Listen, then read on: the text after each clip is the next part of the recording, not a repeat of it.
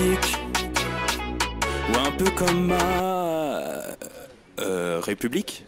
Ma République, non? C'est dur la République quand même, non? Ouais? Non? Ah non, c'est mou, non? Ouais, les mecs se font chier, on dirait un peu. Ouais, c'est un peu mou. Enfin, ça dépend dans quel pays. Ouais. Bah, j'y connais pas grand chose, moi. Et c'est quoi une démocratie déjà?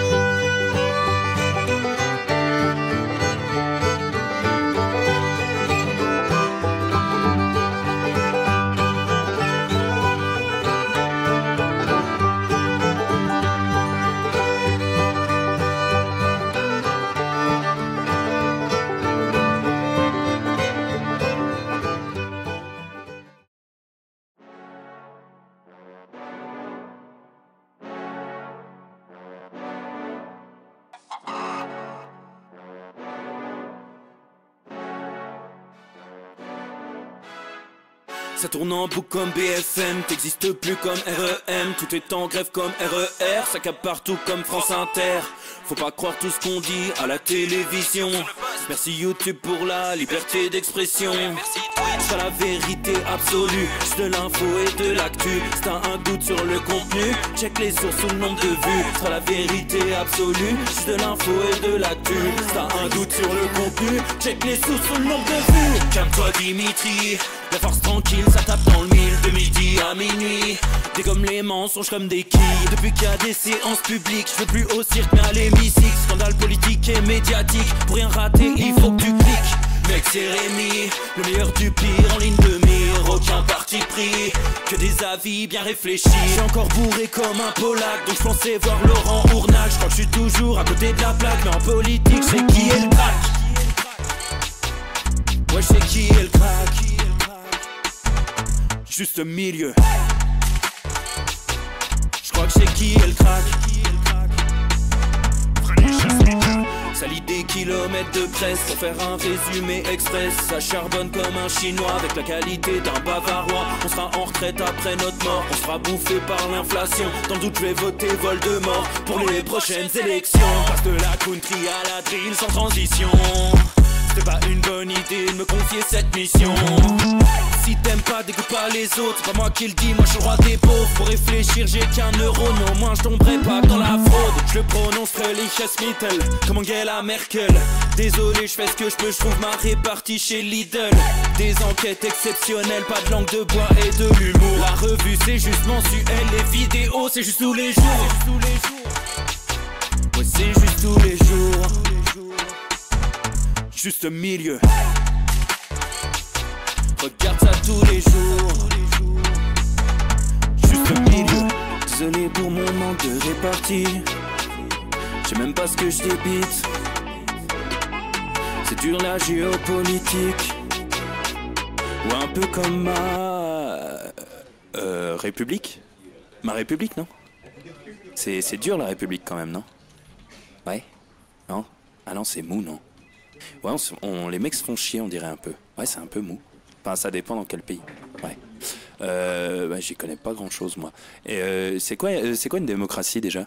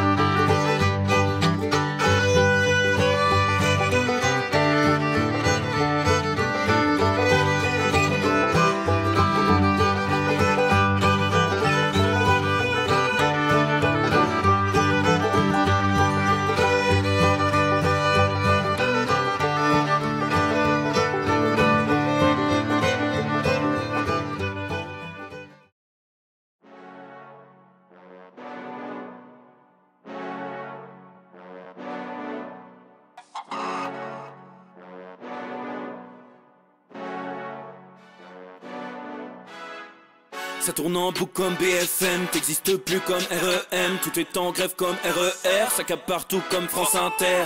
Faut pas croire tout ce qu'on dit à la télévision. Merci YouTube pour la liberté d'expression. C'est la vérité absolue, c'est de l'info et de l'actu. Si t'as un doute sur le contenu, check les sources ou le nombre de vues. C'est la vérité absolue, c'est de l'info et de l'actu. Si t'as un doute sur le contenu, check les sources ou le nombre de vues. Calme-toi Dimitri, la force tranquille, ça tape dans le mille. De midi à minuit, dégomme les mensonges comme des quilles. Depuis qu'il y a des séances publiques, je veux plus au cirque mais à l'hémicycle. Scandale politique et médiatique, pour rien rater il faut que tu cliques. Mec c'est Rémi, le meilleur du pire en ligne de mire. Aucun parti pris, que des avis bien réfléchis. J'ai encore bourré comme un Polac, donc je pensais voir Laurent Ournac. Je crois que je suis toujours à côté de la plaque, mais en politique c'est qui est le crack. Ouais je sais qui est le crack. Juste milieu. Je crois que c'est qui est le crack. Ça lit des kilomètres de presse pour faire un résumé express. Ça charbonne comme un chinois avec la qualité d'un bavarois. On sera en retraite après notre mort, on sera bouffé par l'inflation. Dans le doute je vais voter Voldemort pour les prochaines élections. Passe de la country à la drill sans transition. C'était pas une bonne idée de me confier cette mission. Si t'aimes pas, dégoûte pas les autres. C'est pas moi qui le dis, moi je suis le roi des pauvres. Faut réfléchir, j'ai qu'un euro, mais au moins je tomberai pas dans la fraude. Je le prononce Fröhliches Mittel, comme Angela Merkel. Désolé, je fais ce que je peux, je trouve ma répartie chez Lidl. Des enquêtes exceptionnelles, pas de langue de bois et de l'humour. La revue c'est juste mensuel, les vidéos c'est juste tous les jours. Ouais c'est juste tous les jours. Juste milieu. Regarde ça tous les jours. Juste milieu. Désolé pour mon manque de répartie. Je sais même pas ce que je débite. C'est dur la géopolitique. Ou un peu comme ma République. Ma République, non? C'est dur la République quand même, non? Ouais? Non? Ah non, c'est mou, non? Ouais, les mecs se font chier, on dirait un peu. Ouais, c'est un peu mou. Enfin, ça dépend dans quel pays. Ouais. Bah, j'y connais pas grand chose, moi. Et c'est quoi une démocratie déjà?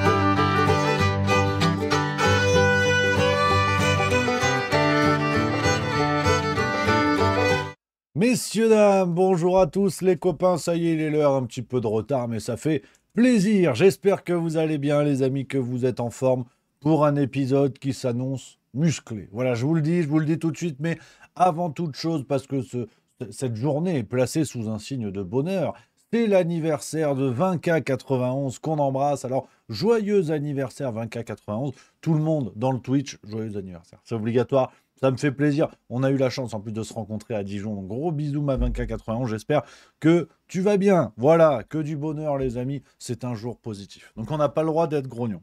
Non, je déconne. On va niquer des mères aujourd'hui. Ouais, si.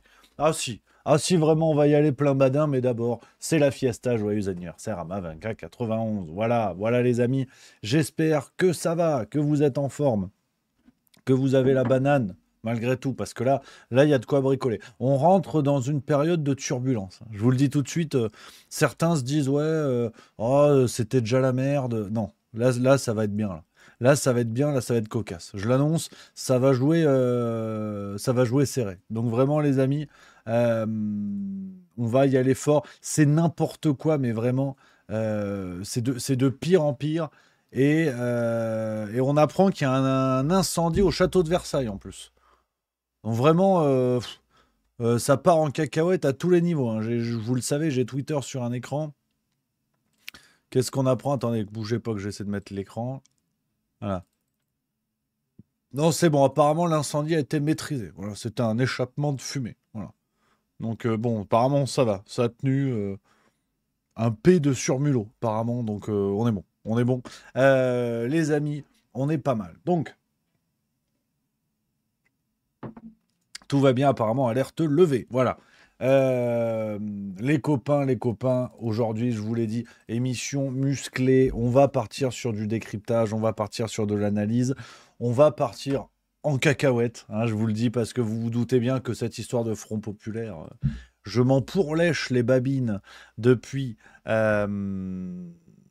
depuis hier, finalement, hein. Donc, on va essayer de regarder tout ça à peu près froidement, parce que on a des conclusions enfin, on peut déjà tirer des conclusions qui tiennent la route pour une raison simple et vous allez comprendre, hein. Ah, j'ai fait un script. Là, c'est le script des étapes de montagne. D'habitude, j'ai des petits trucs, vous savez que je sors comme ça fait plaisir. Là, par contre, aujourd'hui, j'ai un script. Ça va envoyer du bois, mais dans des dimensions supralunaires. Supralunaires. Ah, et je suis pas un fou d'astronomie, mais alors là, par contre, là, ça va envoyer fort les copains. Donc, avant ça, voilà, j'espère que vous, ça va. Est-ce que vous êtes en forme? Est-ce que vous êtes content? C'est le plus important. Est-ce que vous avez la banane? Est-ce que c'est les vacances bientôt? Est-ce que c'est les vacances qui déboulent? Est-ce que certains sont déjà en vacances? Est-ce que ça arrive juillet-août comme tout le monde? N'hésitez pas à dire un petit peu, les amis, qu'on y aille tranquillement. N'hésitez pas non plus, hein, si vous voulez nous filer un petit coup de pouce pour Twitch, à partager le lien de l'émission partout autour de vous, hein, partout.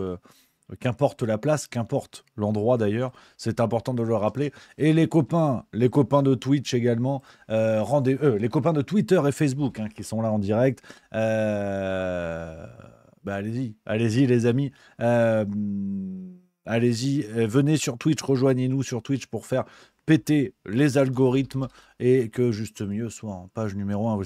C'est la blague à faire, hein, d'attirer des gens petit à petit. Et je vous mets le lien en commentaire si vous regardez ça sur Twitter.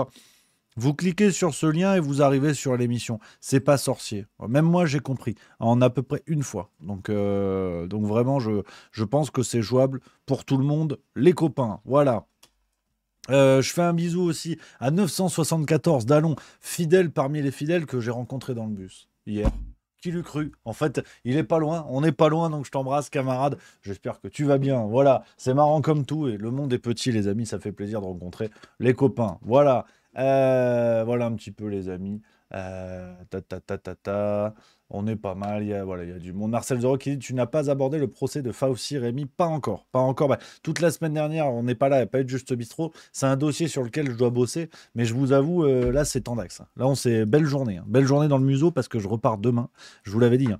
Demain, après-demain, pas de Juste Bistrot. Retour vendredi. Retour en fanfare. Comeback with trumpet. Donc ça va envoyer. Ça va envoyer vendredi. Mais là, on est sur 2 semaines terribles, hein. Entre la semaine dernière, cette semaine, le rythme est tendu. Mais les 2 semaines qui arrivent, je suis là. Je suis à la maison. Donc ça va être que du bonheur. Les copains, d'ailleurs, sur la suite de la tournée, on a des belles nouvelles. Parce que c'est officiel. Je peux le dire à la France. Je vais le dire à la France, d'ailleurs. Je vais le dire, les amis. C'est officiel de chez officiel. Alors déjà, vous le savez, hein, je vais vous montrer la page de la tournée. Vous le savez. Alors demain, c'est Paris, mais c'est complet. Là, terminé. Là, vous ne rentrerez pas. Je fais vigile, hein. Donc, fini. Liège. Liège, il reste des places le 27. Le 27 juin, il reste des places. 27 juin 2024 à 20h à la Comédie en Île. Et en plus, c'est un café-théâtre. Donc, on peut boire des coups après. Ça fait plaisir. Donc, c'est rendez-vous à Liège pour nos amis belges. Comédie en Île à Liège. Après, ce sera Fréjus. N'oubliez pas Fréjus, jeudi 11 juillet, 20h30 au Cinéma Vox. Donc ça, c'est chouette. Ça fait plaisir. Ça fait plaisir. Et les amis, on a 3 nouvelles. 3 bonnes nouvelles. 3 grandes nouvelles, finalement. Alors, elles sont pas encore sur la page où on récapitule tous les dates, mais ça, c'est à cause des syndicalistes qui ont fait grève sous prétexte de oui, on va manger au grand buffet qu'une seule fois par semaine. Hein, donc, en tant que patron, on n'en peut plus. Voilà. À écouter le rap, à brûler des bagnoles. Voilà ce que ça donne. Hein, c'est gratuit, ça, hein. C'est gratuit, complètement gratuit. Ça va arriver sur la page où on récapitule tout, mais je vous le donne en cadeau, les amis, en avant-première. 3 nouvelles dates. Lyon, Auray et Rouen. Ça y est, c'est signé. Théâtre à l'Ouest, vous connaissez peut-être les amis. Alors, je peux vous filer, hein, c'est déjà sur leur site. Hein. Vous pouvez aller voir Théâtre à l'Ouest, Dessine, Auray ou Rouen. Vous tapez ça et vous allez trouver. Vous pouvez même taper juste milieu Théâtre à l'Ouest ou Dessine, enfin Lyon, Auray ou Rouen, c'est déjà en vente. Hein. Et par contre, c'est 2025. Par contre, c'est serré. Hein. Ces théâtres, ils ont des stars. Hein. Ils ont des stars. Donc moi, je déboule, c'est 2025. Hein. Donc il va falloir prendre un peu votre mal en patience, mais ça peut aller vite. Hein. Ça peut aller très très vite. Si on remplit très très vite, peut-être qu'il va m'appeler, il va dire Rémi, t'es l'humoriste du millénaire. On fait d'autres dates. Donc ça tient sur vous. Ça tient sur ça repose sur vous d'ailleurs plutôt, comme on dit. Donc je peux vous mettre, hein, les amis. Le lien, bougez pas parce qu'il faut faire le boulot. Vous pouvez les acheter à la Fnac et tout machin. Ce sont eux qui gèrent la billettoche. Hein. Donc là, tu vois, regarde, je fais la recherche à votre place. C'est du boulot, ça. C'est du boulot, c'est du boulot. Tu vois, théâtre. En plus, c'est un joli théâtre à Lyon. On va se régaler. Hein. Alors, faut naviguer. Hein. Faut naviguer parce que c'est loin. Hein. Je vais vous montrer. Il y a plein de choses. Hein. Franchement, je suis ravi comme tout. Ils ont plein de vedettes. Hein. Juste avant moi, il y a Laura Lone. Regarde, c'était où? C'est où? Attends, c'est plus bas, faut descendre. Tu as Laurent Baffy, Jérémy Crédville. Oh, c'est ouf, hein. C'est ouf. Hein. Où est-ce que tu as vu Laura Lone? C'était à Lyon? Ouais, je sais plus. Ah ouais, donc les infos sont pas très exactes. Elle fait les 3, je crois. Elle fait les 3 aussi? Ah, parce que là, je... Descends jusqu'à chez toi, tu devrais tomber... Elle est pas longtemps avant. Ouais. Là, il y a toi. Avant ou après? Ah non, elle était avant. Super. Non, Non, c'est pas elle. Ouais, peut-être une autre, c'est pas grave. C'est pas grave. Mais elle a dû venir un jour. Elle a dû venir un jour. Donc ça, c'est Lyon, les amis. Dessine, je vous mets les liens dans le chat. Hein. Vous pouvez faire un petit tour. Puis après, pour les autres, vous tapez Auray, Rouen en Bretagne. C'est que du plaisir. Que du plaisir, les amis. Donc voilà. Voilà, les copains. On se régale. On va y aller gentiment. On va y aller gentiment, les copains, pour le sujet du jour. Parce que là, je vous ai dit, j'ai un script de compète, hein. Un script de compétition, et j'ai pas trop le temps de tarder. Même si je fais que ça depuis tout à l'heure. Mais là, c'est vrai. Hein. Parce que je sens que vous n'êtes pas prêts. Je sens que vous n'êtes pas prêts à tout ce qui va se dire aujourd'hui. Hein. Je pense que... je sais pas pourquoi, mais ça va être n'importe quoi.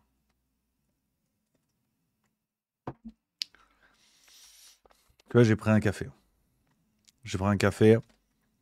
Est-ce que vous êtes prêts? Est-ce que vous êtes prêts, les amis? On va décrypter un petit peu tout ça dans cette séquence lunaire. Hein, lunaire, c'est vrai qu'il y a Marcel Deroc qui dit qu'il y a du proctologue dans l'air, et effectivement, on est un petit peu là-dessus. Alors, on va attaquer gentiment, les copains. Front populaire, Zemmour, LR, RN, escroquerie et législative 2024. Donc, c'est le thème de cette séquence de décryptage de tout ce qui se passe. Alors, il n'est pas impossible qu'au moment où je vous parle, beaucoup de choses aient déjà changé. C'est parce qu'au rythme où vont les choses, on peut avoir des annonces complètement dingues. On est le 11 juin 2024 au moment où je vous parle. On a appris aujourd'hui officiellement qu'Éric Ciotti était un traître. Alors, c'est vrai que ça nous avait mis la puce à l'oreille. J'ai un membre des Républicains qui s'est fait élire alors que 2 chats avaient voté. Bon, on s'est dit, tiens, niveau saloperie, c'est maillot à pois. Tu vois, bon là officiellement, mais on va tranquillement avancer sur tout ça, les copains. Mais pour vous dire que tout va tellement vite dans cette histoire que on n'est jamais à l'abri d'une tuile, bien que le point de départ reste le même. Vous le savez, les européennes 2024, la victoire du RN et l'annonce de la dissolution. Emmanuel Macron qui a dit il faut dissoudre.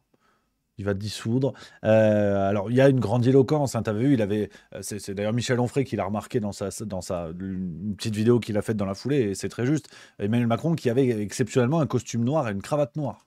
Hein, ça en dit long quand même.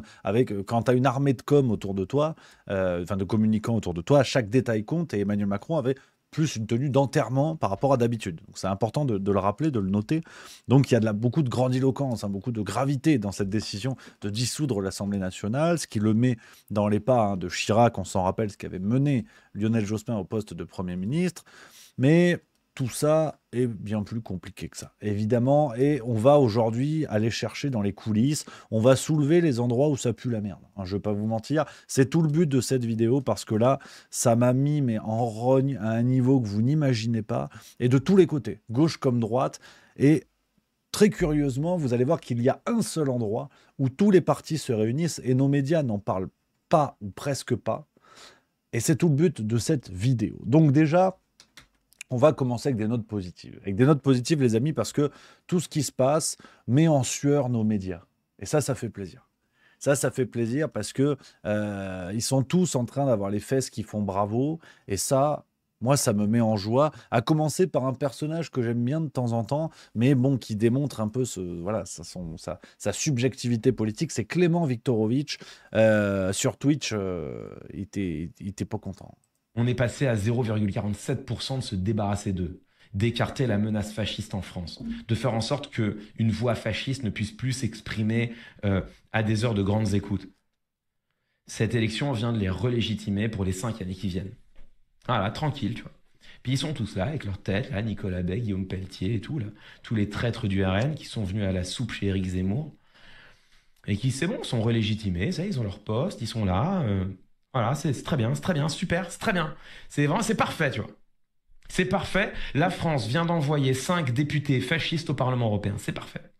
Voilà, donc le grand retour, hein, the big comeback of fascisme. Hein, on va en parler plusieurs fois dans cette émission, hein, c'est-à-dire le grand retour du chantage au fascisme. Alors c'est vrai que, heureusement que les livres d'histoire sont beaucoup moins ouverts que des quiz de candidats de télé-réalité, parce que si les gens se mettaient à lire l'histoire, ils comprendraient que le fascisme n'émerge pas de l'extrême droite, n'a jamais émergé de l'extrême droite, mais c'est pas grave. Je veux dire, quitte à tordre l'histoire, vous allez voir aujourd'hui, la cohérence, c'est pas le thème de l'émission. Je vous le dis tout de suite. Hein. Mais bon, Clément Viktorovitch, hein, donc je reconnais plein de mérites sur la qualité du boulot, l'intelligence, tout ce qu'on veut, qui sort des âneries comme ça me semble sidérant. Ça limite, un journaliste de BFM TV, bon, c'est pas bien grave, mais quelqu'un de ce calibre-là, ça me sidère. Mais bon, bref, ça, c'est pour Viktorovitch. On a un autre, Thomas Guénolé, alors, qui est docteur, qui est politologue, conseil, si tu regardes sa fiche Twitter, conseil scientifique de l'UEF France, donc... bon, c'est pas ce que c'est. Altopé, parrain en France de la campagne internationale pour l'abolition des armes nucléaires.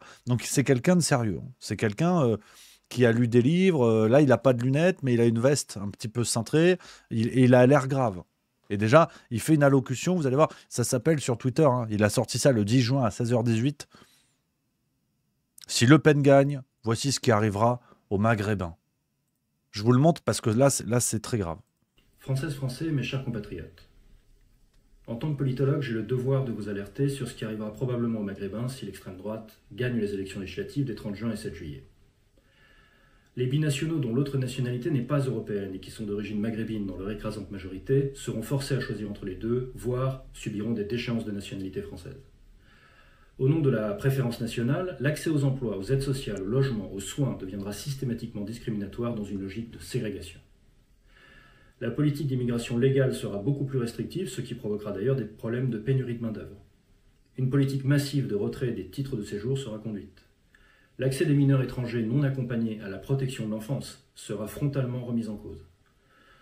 Il sera procédé à des rafles d'immigrés en situation illégale sur le territoire français. Le nombre et la taille des prisons pour les détenir avant de les déporter, appelés centres de rétention administrative, augmenteront très fortement. Les associations et les bénévoles qui aident sur le terrain les immigrés en situation illégale seront persécutés pénalement. Les policiers et les gendarmes obtiendront une présomption de légitime défense encore plus forte qu'aujourd'hui. Par conséquent, les sanctions déjà rarissimes contre les violences policières deviendront impossibles en pratique. De plus, ils auront le droit de porter plainte en restant anonymes dans les procédures, ce qui rendra possible qu'une personne soit condamnée à une peine de prison sans avoir pu vérifier la véracité des faits qui lui sont reprochés. Les groupuscules d'extrême droite éprouvant un sentiment d'impunité multiplieront les actions violentes, telles que les tabassages et les ratonnades envers la population d'origine maghrébine. Le même problème sera posé par les policiers les plus violents et les plus xénophobes. Voilà, maintenant, vous savez. Voilà.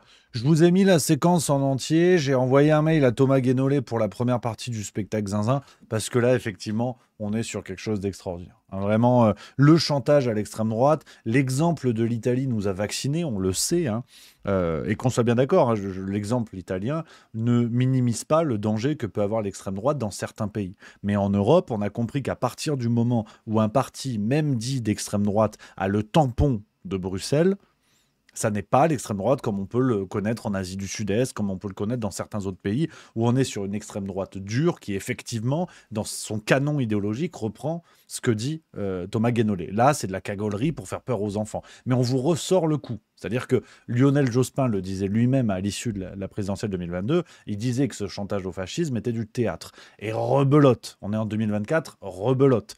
Donc, je vous montre ces séquences-là qui sont à la fois à un niveau de caricature extraordinaire, mais pour vous préparer un petit peu. Parce que l'idée là, de la séquence que vous allez voir, avec ce décryptage que je vous propose, c'est de voir à quel point on a enflé la population et à quel point ça recommence. Donc, on va prendre ça point par point jusqu'au sommet de la vidéo. Et tu vois, rien que d'y penser, ça m'énerve déjà parce que c'est un truc que je vous ai dit il y a 2 ans, quasiment jour pour jour. Mais on va y venir. Donc, les médias en sueur, on continue avec panique à bord sur LCI. Une séquence, hein, là encore, regardez, en plein direct, ils apprennent la création du Front Populaire. Et là, panique à bord chez les bourgeois médiatiques. Payette, Régie, rédacteur en chef dans la Les Verts et de la France Insoumise vient de se terminer par un accord. Il y aura dans chaque circonscription, j'attends la dépêche de l'agence France Presse, on va voir dans les prochaines secondes, mais c'est ce que l'on me dit là dans la rédaction d'LCI, il y aura dans chaque circonscription, les 577 circonscriptions de France, un candidat unique pour aller à la soupe.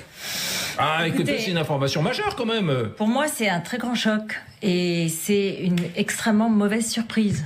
Parce que malgré les dénégations de Bastien Lachaud, on pourrait faire pas une seule réflexion comme l'a fait François Calfon, mais une longue liste de dérapages antisémites de Jean-Luc Mélenchon et de certains de ses proches. Voilà, donc on va y venir hein, sur les accusations passées d'antisémitisme de la LFI et que finalement tout le monde fait l'alliance. Vous inquiétez pas, j'y arrive les amis. Autre séquence, alors pareil, je vous dis, on commence hein, la vidéo avec de la science-fiction. Après, vous faites le tri. Darmanin sur TF1 qui explique que les médias s'en prennent au parti présidentiel. Aujourd'hui, le système est contre le président de la République. J'ose le dire, le système médiatique est contre le président de la République. Nous représentons la seule force qui peut battre l'extrême droite. Nous avons des imperfections, il y aura évidemment des changements décidés par le président de la République si nous gagnons, mais nous sommes le seul rassemblement sérieux. Voilà. Je le remets parce qu'elle n'est pas évidente, celle-là. J'ose le dire, le système médiatique est contre le président de la République. Voilà. Je ne ferai pas de blague hein, sur ça. Hein. C'est comme essayer de reprendre un sketch de Coluche, c'est trop haut niveau. Donc, bon, bah voilà, hein, le système médiatique est contre Macron. Et donc, les amis, ça, c'était pour l'aspect média en sueur. On continue à une dernière chose, alors un peu plus terre-à-terre, un peu plus lucide, on va dire. La une de nos médias aujourd'hui. Pour vous dire, hein, vraiment, la pièce de théâtre s'accélère, j'y reviendrai tout à l'heure. La une de nos médias, c'est du miel. Du miel, regardez aujourd'hui, je passe par l'outil Caféine que vous connaissez peut-être.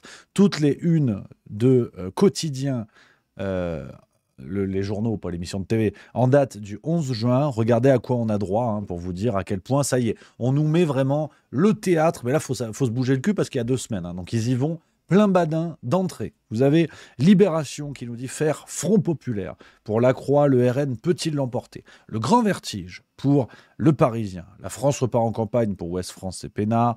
Je passe pêle-mêle. Hein. On a la bataille à commencer pour la Provence. Hein. Il y a un côté Seigneur des Anneaux. Hein. Bon, des anneaux gastriques, vu la taille des bonhommes, mais voilà. Bon, la Voix du Nord nous donne des scores. Hein. Le RN en tête dans 97,5% des communes du Nord et Nord-Pas-de-Calais. Sud-Ouest, les députés repartent au front. Ouais. Oui. Alors, je sais, il y a 2 semaines, les médias te disaient « Oui, Macron, il veut peut-être envoyer des soldats, c'est chaud, la guerre et tout. » En fait, non.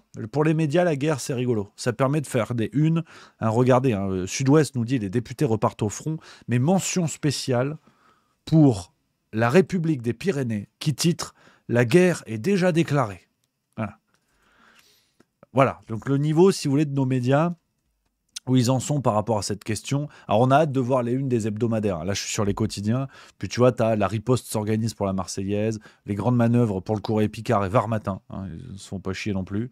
Alors que tu as des trucs tout à fait lambda et passe-partout. L'heure des tractations pour l'indépendant ou une campagne législative express. C'est clair, tu vois. Non, la guerre est déclarée pour la République des Pyrénées. Donc, nos médias sont en pleine demi-molle. Hein, vraiment, c'est extraordinaire. Mais on va commencer à sortir un petit peu de ce truc-là. Je vous avais mis ça en guise d'apéro, voilà, pour faire du bien. Ça fait du bien par où ça passe. C'était l'apéro, mais on va y aller petit à petit dans le décryptage. Alors d'abord, il faut regarder dans le rétroviseur, parce que vous me voyez venir, on va bien sûr parler de cette histoire de Front Populaire. Hein, je vous le dis tout de suite, je vais m'énerver, hein, je pense que vous vous en doutez, mais dans le respect du juste milieu, toujours. C'est mon côté Rocco Siffredi, tu vois. Dans le juste milieu, mais avec vigueur, toujours, toujours. Donc, cette histoire hein, de Front Populaire, déjà, il faut revenir dans le passé, et je vous l'avais dit. Alors là, pour le coup, je vous invite à regarder les archives hein, au moment de la création de la NUPES. Je vous l'avais dit, vous le savez, je ne suis pas une brute en pronostic, loin de là, je suis une pompe à vélo en la matière, mais ça me semblait tellement salaud idéologiquement que c'était fort probable. Je vous avais dit, ils vont créer la NUPES pour prendre du pognon aux législatives. Une NUPES avec une construction particulière qui permettait certaines choses. On y viendra à la fin de cette vidéo, au grand moment de la vidéo. Et je vous avais dit, ça ne tiendra pas, ça explosera avant les européennes. C'est ce qui s'est passé. C'était sûr et certain. C'est-à-dire qu'il y avait un intérêt particulier pour les élections législatives, je vous expliquerai tout à l'heure, et ça allait péter avant les européennes. Ça a pété avant les européennes, c'était sûr. Ils se sont séparés en vue des européennes, en vue des présidentielles 2027, j'en parle même pas. Tout le monde a commencé à se tirer dessus avec une violence dingue, on y reviendra tout à l'heure.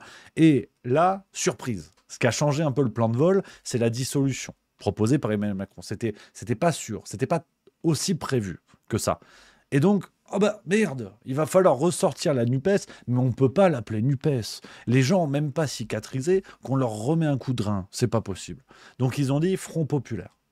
Ça n'a plus rien à voir. Ça n'a plus rien à voir. Donc on est passé vraiment hein, de cet état de grande division. Rappelez-vous, hein, avant les européennes, du côté de la gauche et de l'extrême gauche, ça s'en mettait plein le museau.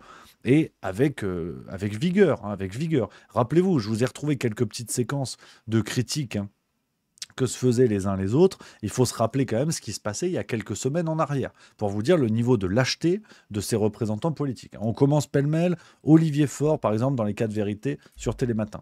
On ne veut pas être comptable de ce que dit aujourd'hui Jean-Luc Mélenchon. Je ne veux pas être... Donc ça semble assez clair, une séquence qui résume un peu tout, une autre un petit peu plus longue. Manon Aubry, qui parlait de cette gauche qui trahit. Fin de citation. Raphaël Glucksmann, il ne veut pas de ça. Il veut revenir à la gauche d'avant, celle de François Hollande, la gauche qui porte assez mal son nom, qu'on a essayé. Hein, il a été 5 ans au pouvoir, François Hollande. On se souvient tous. La gauche de gouvernement. Ah, la gauche qui trahit plutôt. La gauche qui trahit, c'est comme ça que je l'appellerais. La gauche qui déçoit, la gauche qui trahit, la gauche qui a fait le CICE, c'est-à-dire des cadeaux fiscaux aux grandes entreprises multinationales, la gauche qui a fait la loi travail, qui a cassé le droit du travail pour des millions de travailleurs de notre pays, la gauche... Voilà, donc ça s'en met plein le museau. Une autre séquence que je vous ai trouvée, je vous ai déniché ça, c'est Marine Tondelier qui s'en prenait à Mélenchon sur France Info fin décembre 2023. Je vais vous raconter une anecdote intéressante. Hier, j'ai eu un échange avec Cyrielle Châtelain, la présidente du groupe écologiste à l'Assemblée nationale, qui m'a dit « Marine, est-ce que tu sais de quoi il parle ?» Je lui ai répondu « Non, je pensais que toi, tu saurais de quoi il parlait. » Donc à un moment, je suis fatiguée. Je sais pas, on va demander un compte pénibilité aussi pour les partenaires de Jean-Luc Mélenchon. Moi, franchement, je suis fatiguée, je suis triste parce que on le connaît, on n'est pas étonné. Mais là, on sait pas bien où il va et il s'isole, il se coupe de tout le monde.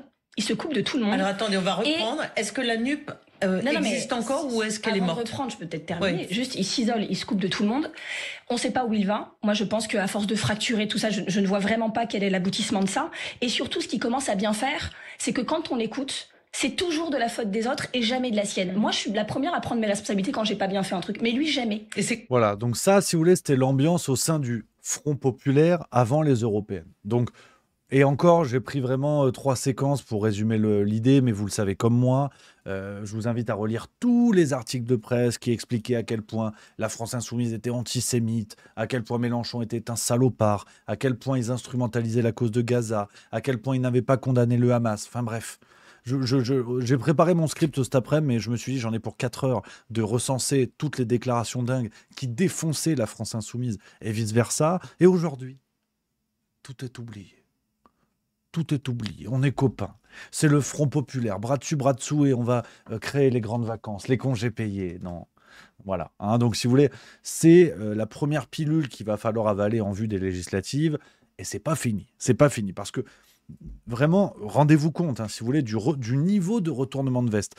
Manuel Valls, à côté, c'est Mère Teresa. C'est-à-dire qu'il y a 3 semaines, le PS, les écolos, toutes les bonnes âmes de gauche uriner sur la France insoumise en disant « ce sont des antisémites, Mélenchon est antisémite, vous vous rendez compte, ils soutiennent les terroristes du Hamas, nous n'avons rien à voir avec ça ».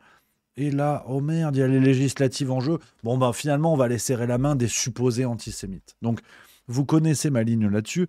Je ne dis pas ça pour défendre la France insoumise, ni pour défendre les uns ou les autres, je m'en fous. On est juste dans l'analyse des dynamiques médiatiques. Et vous comprenez avec ça que tous ces chantages sont montés en épingle, vous le savez, on décrypte ça toutes les semaines, tous ces chantages à la médiatico-politiques, on va dire, sont montés en épingle juste pour biaiser la vie des citoyens. La réalité, c'est que depuis 20 ans, le Front National n'est absolument pas le parti raciste et nazi que décrivent les médias, tout comme la France Insoumise n'était pas le parti pro-Hamas antisémite qui a été décrit pendant des semaines avec violence. Donc, qu'on soit bien d'accord là-dessus, ce sont des constructions médiatiques qui sont tellement fragiles qu'en une dissolution, on va serrer la main des antisémites. Donc, vous voyez bien à quel point c'est pas sérieux. Si je sais profondément que quelqu'un est antisémite par ses actes, par ses gestes, vous croyez sincèrement que du jour au lendemain, parce qu'il me propose un barbecue, je vais aller trinquer chez lui? Ben non, parfois il y a des choses, si vous voulez, qui prennent le pas sur tout le reste en vérité. Quand on a des valeurs, quand on a de la décence. Donc on va pas faire 3 heures là-dessus, vous n'avez pas besoin de moi pour comprendre que tout ça est un chantage bidon, complètement instrumentalisé par les médias, et qui est une fois de plus démontré par cette création du Front populaire. Mais justement, on va y aller un petit peu plus, parce qu'on est passé des grandes divisions à l'alliance, c'est super. C'est comme ça que j'ai intitulé cette sous-partie de vidéo. C'est pas extraordinaire, mais ça a le mérite d'être là. L'alliance, c'est super parce qu'il n'y a pas que le Front populaire. Justement, on va regarder un petit peu tout ça, les copains. Déjà à gauche, donc le Front populaire, on en a parlé, issu, en fait, si vous voulez, de la NUPES, enfin tout ce que je vous ai expliqué hein, déjà, la NUPES qui était destinée à mourir parce que l'objectif n'était que les législatives, pour des raisons que je vous donnerai tout à l'heure, et ça risque d'en secouer certains. La NUPES est morte à l'approche des européennes, et résultat, ils n'avaient pas prévu les législatives, donc on ressort l'outil du tiroir. On l'appelle Front populaire, mais les dynamiques sont les mêmes. C'est-à-dire que Mélenchon voudra encore et toujours mettre la main sur la NUPES. C'est acté, si vous voulez. Comme un toboggan pour 2027, ce qu'il avait pensé faire avec la NUPES. Donc, il n'y a aucun front, et encore moins populaire, hein, qu'on soit bien d'accord, parce que prenez le cumul des scores des partis qui sont dans le Front populaire. Hein. Ils font même pas le score du RN aux européennes. Il faut quand même se dire ça. Hein. Donc, on n'est pas à l'abri d'une nouvelle branlée. Mais même avec ça, ils vont s'en sortir gagnants. Et je vous dirai tout à l'heure. Donc, pour le Front populaire, on ne va pas faire 2 heures là-dessus. Et puis, on a cependant une petite pensée pour Michel Onfray, qui va devoir sûrement changer le nom de sa revue d'ici les législatives. Donc, on verra. Mais petite pensée pour lui quand même, parce qu'au moins, il n'y a pas de parti qui s'appelle Juste Mensuel jusqu'à présent. Donc ça, c'est plutôt bien. Donc, on continue parce qu'au niveau des traîtres, hein, comme on dit, il y a de mauvaises bêtes sous tout poil. Il y a la droite. Il y a la droite aussi, évidemment. Dans cette immense boîte à partous qui est devenue la politique française, on a eu aujourd'hui des séquences extraordinaires, enfin, entre dimanche et aujourd'hui. Et on commence du côté de Reconquête avec Marion Maréchal qui annonce sa volonté de discuter avec le RN, apparemment à la surprise d'Éric Zemmour. Puisque c'est dorénavant notre objectif pour réussir les élections législatives dans quelques semaines, je suis prête à rencontrer dans les jours qui viennent Marine Le Pen et Jordan Bardella, Éric Ciotti et Nicolas Dupont-Aignan pour travailler ensemble à l'alternative que notre pays exige. Je suis prête à rencontrer dans les jours qui viennent Marine Le Pen et Jordan Bardella, Éric Ciotti et Nicolas... Voilà. Donc apparemment, Éric Zemmour n'avait pas vraiment l'air au courant, il n'a pas l'air complètement d'accord avec ça.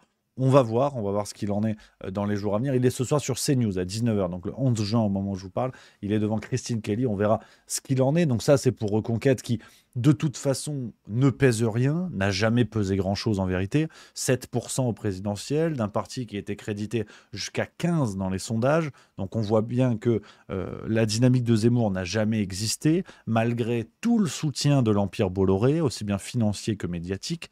Donc je le redis, et je sais que ça en énerve certains parmi vous, mais la construction de campagne de Zemmour est la même que Macron, c'est-à-dire en s'appuyant sur des puissances financières et médiatiques. Donc c'est la même salade. Ceux qui critiquent Macron sur le côté préfabriqué d'une campagne, par honnêteté intellectuelle, devraient en faire de même pour Zemmour. Derrière, branlé aux législatives, pas un siège, et aux européennes, on est sur un score très moyen à 5,1. On attend encore les résultats définitifs pour savoir si leurs frais de campagne seront remboursés, mais on est sur quelque chose d'extrêmement moyenasse, à tel point que Reconquête, qui a à peine 2 ans d'existence, va devoir faire alliance avec le RN pour survivre. Et vous allez une fois de plus comprendre pourquoi tous les chemins de ce que je vous dis vont se rejoindre à un endroit. Je vois dans le chat quelqu'un qui dit c'est un nouveau parti, difficile d'avoir un vrai recul. LREM n'est pas plus vieux comme parti. Enfin, en 2017, on pouvait déjà tirer des conclusions. On va dire, leur braquage de la démocratie avait fonctionné, pas celui de Zemmour. Peut-être qu'on comprendra mieux plus tard pourquoi. Autre réaction à droite, autre trahison, et celle qui secoue le monde de la droite, c'est Docteur d'Enfer dans Austin Power, Eric Ciotti sur TF1, ce midi, qui nous a annoncé ceci. Qu'il faut une alliance, c'est le sens de la 5e République. Une alliance avec qui, nous le faisons. Éric Ciotti? Une alliance avec Marine Le Pen, clairement, c'est ce que vous nous annoncez? Une alliance avec le Rassemblement national, avec ses candidats. Voilà, donc Éric Ciotti, en toute tranquillité, déboule et nous dit finalement, il faut une alliance avec le RN. Retailleau a réagi dans l'après-midi en disant qu'il n'était pas au courant, que si Ciotti aurait trahi son propre camp, que personne n'était au courant, que les gens ne voulaient pas. Une fois de plus, après j'arrête de le dire parce que vraiment la fin de cette vidéo, je pense, va éclairer tout. C'est comme si le ophtalmo qui vous fout les bonnes lunettes. En tout cas, d'après moi, ce sont les bonnes lunettes. Vous verrez à la fin de la vidéo, vous allez comprendre que toutes les pièces du puzzle ont un sens, même si ça semble juste être le bordel. Donc je pense que tout ça est faux. Et vous allez comprendre pourquoi. Tout ce que dit le groupe, là, toutes les réactions à droite à gauche, sont des réactions de lâches qui font mine de « Ah, on n'était pas au courant », comme si un parti politique se gérait comme un club de pétanque et où tu peux prendre une décision pour l'achat d'un nouveau cochonnet sans prévenir les collègues. C'est évidemment absurde. Et donc la décision d'Éric Ciotti est tout à fait logique. Dans une question de survie, on y viendra. Parce que, rappelons-le, les Républicains ne représentent plus rien. Le pauvre François-Xavier Bellamy, qu'on ressort aux européennes, ça fait 2 fois, a réussi quand même le coup de génie de faire moins encore qu'en 2019. Quasiment 1 point de moins, même un peu plus d'1 point de moins. Ils étaient à 7,5, ils étaient à 7, il est à 8,4, quelque chose comme ça. Enfin, il était à 8,4, il est à 7, quelque chose comme ça. Donc voilà, le pauvre Bellamy qui est envoyé en paratonnerre, qui ne sert à rien, qui a pris une énorme branlée. Les Républicains, rappelez-vous quand même, au présidentiel, c'est 4,75 Valérie Pécresse, 4,78 je crois très exactement. Donc c'est une catastrophe. Et de toute façon, il n'aurait pas eu le choix. Dissolution ou pas dissolution, il aurait fallu s'allier avec LREM ou RN. Donc voilà, c'est absolument pas une surprise pour le coup, mais on a quand même eu droit à une séquence offerte par la précieuse ridicule Sandrine Rousseau. C'était à 13h46 devant le siège des Républicains. Des insoumis. Oui. Vous ne méritez pas le nom qui est inscrit sur votre madame. façade, monsieur. Votre diatribe m'honore, madame. J'avais pas vu que c'était elle. Voilà, Sandrine Rousseau qui fait son petit happening, parce que là, il faut ressortir du bois. On n'avait plus de nouvelles d'elle. Là, elle est revenue. Et alors, c'est vrai qu'elle a dit « Honte à vous, monsieur Ciotti, vous vous rendez compte, alliance avec le RN ». Alors, le problème de Sandrine Rousseau, c'est qu'elle doit avoir la mémoire d'un bac à recyclage. Parce que regardez ce qu'elle nous disait ce matin à 8h47. Juste une dernière question personnelle. Je sais que vous n'aimez pas spécialement ça, mais est-ce que vous êtes prête, vous, à prendre un poste dans un gouvernement de gauche? Moi, je suis prête à tout du moment qu'on gagne. Merci beaucoup, Sandrine Rousseau, d'avoir été avec nous. Je suis prête à tout du moment qu'on gagne. Bon, c'est exactement ce que fait Éric Ciotti. Du coup. Il est prêt à tout pour essayer de gagner un truc, tu vois. Donc, bon, voilà le niveau, si vous voulez, le niveau de la campagne qui nous attend. Donc, tous ceux qui me disaient les dernières présidentielles, Rémi, comment t'as fait? C'était la pire campagne. En vieux sage que je ne suis pas, je pensais que le reste allait être pire. Bon, ben voilà. Hein. Donc la dame te dit ça en toute tranquillité. Donc ça, c'est pour la droite. Donc, si vous voulez, vous avez compris, c'est logique d'alliance de partout, ça trahit, ça retourne les vestes, parce que c'est un spectacle. C'est un spectacle, les fausses alliances, tout ça, bidule. Certes, ça alimente la farce tranquille, mais c'est un véritable spectacle. Donc, le vrai problème vient de ceux qui sont encore dupes, si vous voulez, qui ont encore envie d'y croire. Que je ne blâme pas, hein, je le respecte. Mais soyons sérieux 2 minutes. Et donc, il faut venir un petit peu à un moment d'analyse. Parce que ce spectacle de la politique telle qu'elle nous est offerte aujourd'hui est le résultat de 20 ans, 30 ans peut-être même, à la fois de création de désintérêt pour la politique et à la fois d'une très mauvaise incarnation. Où aujourd'hui, la politique est un métier comme les autres, avec des personnalités de moins en moins convaincues de porter des idées, de porter des projets, d'agir, enfin comment dire, d'avoir une vision de la société qui les dépasse, hein, de défendre un projet de société pour leurs enfants, pour les générations à venir. Donc, aujourd'hui, vous avez des Playmobil interchangeables façonnés sur les bancs d'école de commerce ou de l'ENA, et pour qui, si vous voulez, l'État, la mission publique, est une entreprise comme les autres. Ils bossent chez Birkenstock, ils bossent à l'Élysée, c'est pareil, en fait. On met un vernis différent, hein, une fois il est vert, une fois il est rouge, une fois il est ce qu'on veut. Mais aujourd'hui, vous mettez sur 4 chaises Léon de Fontaine du PCF, Jordan Bardella, Gabriel Attal, ou, je sais pas, qu'on peut trouver encore, ou Marine Tondelier, on dirait un BDE. On dirait un BDE. Il n'y a pas d'épaisseur, il n'y a pas d'ampleur, il n'y a pas de charisme. Donc, malheureusement, c'est ça. La politique est un BDE, en vérité. Ou sont des associations d'écoles de commerce. Voilà, c'est ça. C'est-à-dire que 3 ans après, vous leur dites qu'il faut faire autre chose, il faut autre chose. Rien à cirer. Et donc, le problème, c'est que ça se voit, ça se fissure, et on est en train de chercher, du coup, mais qu'est-ce qu'ils font là, quoi ? Qu'est-ce qu'ils font là ? Qu'est-ce qu'ils cherchent ? Et avec cette histoire de dissolution, on va aller vers des élections législatives, donc les législatives 2024, et on va comprendre très sérieusement quelque chose qu'on avait déjà évoqué sur Juste Milieu en 2022. Je vous l'avais dit, j'avais fait une vidéo à ce sujet, je vais vous en parler. Mais je vous avais dit que les élections législatives sont les élections les plus importantes. Pas pour vous, pas pour le peuple, pour les gens de pouvoir. Parce que les présidentielles, bon, t'as un type qui arrive au pouvoir avec des potes à lui, d'accord. Les municipales, c'est un niveau politique qui n'intéresse pas CNews. Ça intéresse les citoyens, parce que le petit village, la salle de sport, l'électricité, tout ça, il faut gérer en municipal. Mais les législatives sont une élection qui sont au centre de tout ça, et qui permettent quelque chose de très important que vous allez comprendre. Donc on a, depuis dimanche, un sursaut hystérique de nos politiciens. Ça part en bib, mais de partout. C'est hallucinant, c'est n'importe quoi. C'est-à-dire que dans cette immense pièce de théâtre, vous avez tous les personnages à qui on a dit maintenant, c'est toi le personnage principal. Or, ce ne sont tous que des personnages secondaires, voire tertiaires. Et tous, on leur a dit, c'est toi qu'on doit voir. Donc, il y a le surjeu. Il y a un surjeu complètement hystérique. Là encore, je vous ai pris quelques petites séquences pêle-mêle, mais pour comprendre à quel point ils sont en train de péter les plombs, mais tous, hein, sans exception.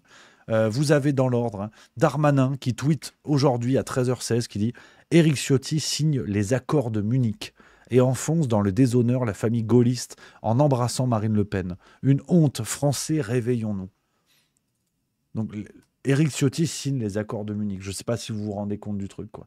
Par ce genre de pompe à vélo qui vous explique qu'il faut respecter l'histoire, pas de récupération historique. Donc voilà le niveau. Je continue dans les séquences. Sandrine Rousseau, hier, qui dit « Les 5 conditions, gagner face au fascisme ». Donc dans sa tête, en fait, c'est Rosa Luxembourg, tu vois. Alors que tout ce qu'elle a de Luxembourg, c'est la gueule de la douane défraîchie. Donc voilà le niveau, tu vois. Julien Dive, on sait pas qui c'est. Julien Dive, député LR. Nous savons désormais qu'en juin 40, Éric Ciotti n'aurait jamais traversé la Manche. Hashtag les résistants.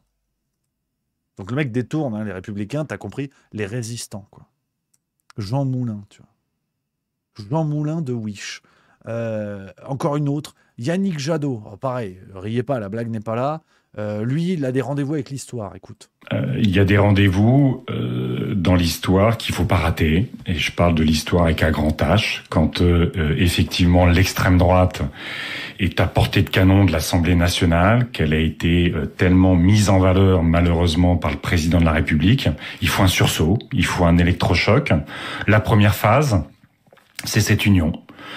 Voilà, tu vois, l'Assemblée nationale est à portée de canon de l'extrême droite. Mais je veux dire, mais c'est quoi ce truc? Mais vous vous prenez pour qui, bande de glands, en fait?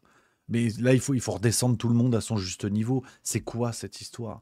Et donc, pour vous dire, en fait, l'hystérisation de ces législatives, parce que tout ça se fait sur un temps court. Donc, vous l'avez compris, on est dessus, on avance petit à petit. Vous l'avez compris, notre monde politique est une scène de théâtre. Donc, où certains se prennent pour Jean Moulin, pour des antifascistes, pour des sauveurs de la planète écolo, pour des sauveurs de la civilisation française, c'est Zemmour qui aime bien dire ça, pour les sauveurs du drapeau, tout bonnement, ils vont sauver la France, à ces Bardella.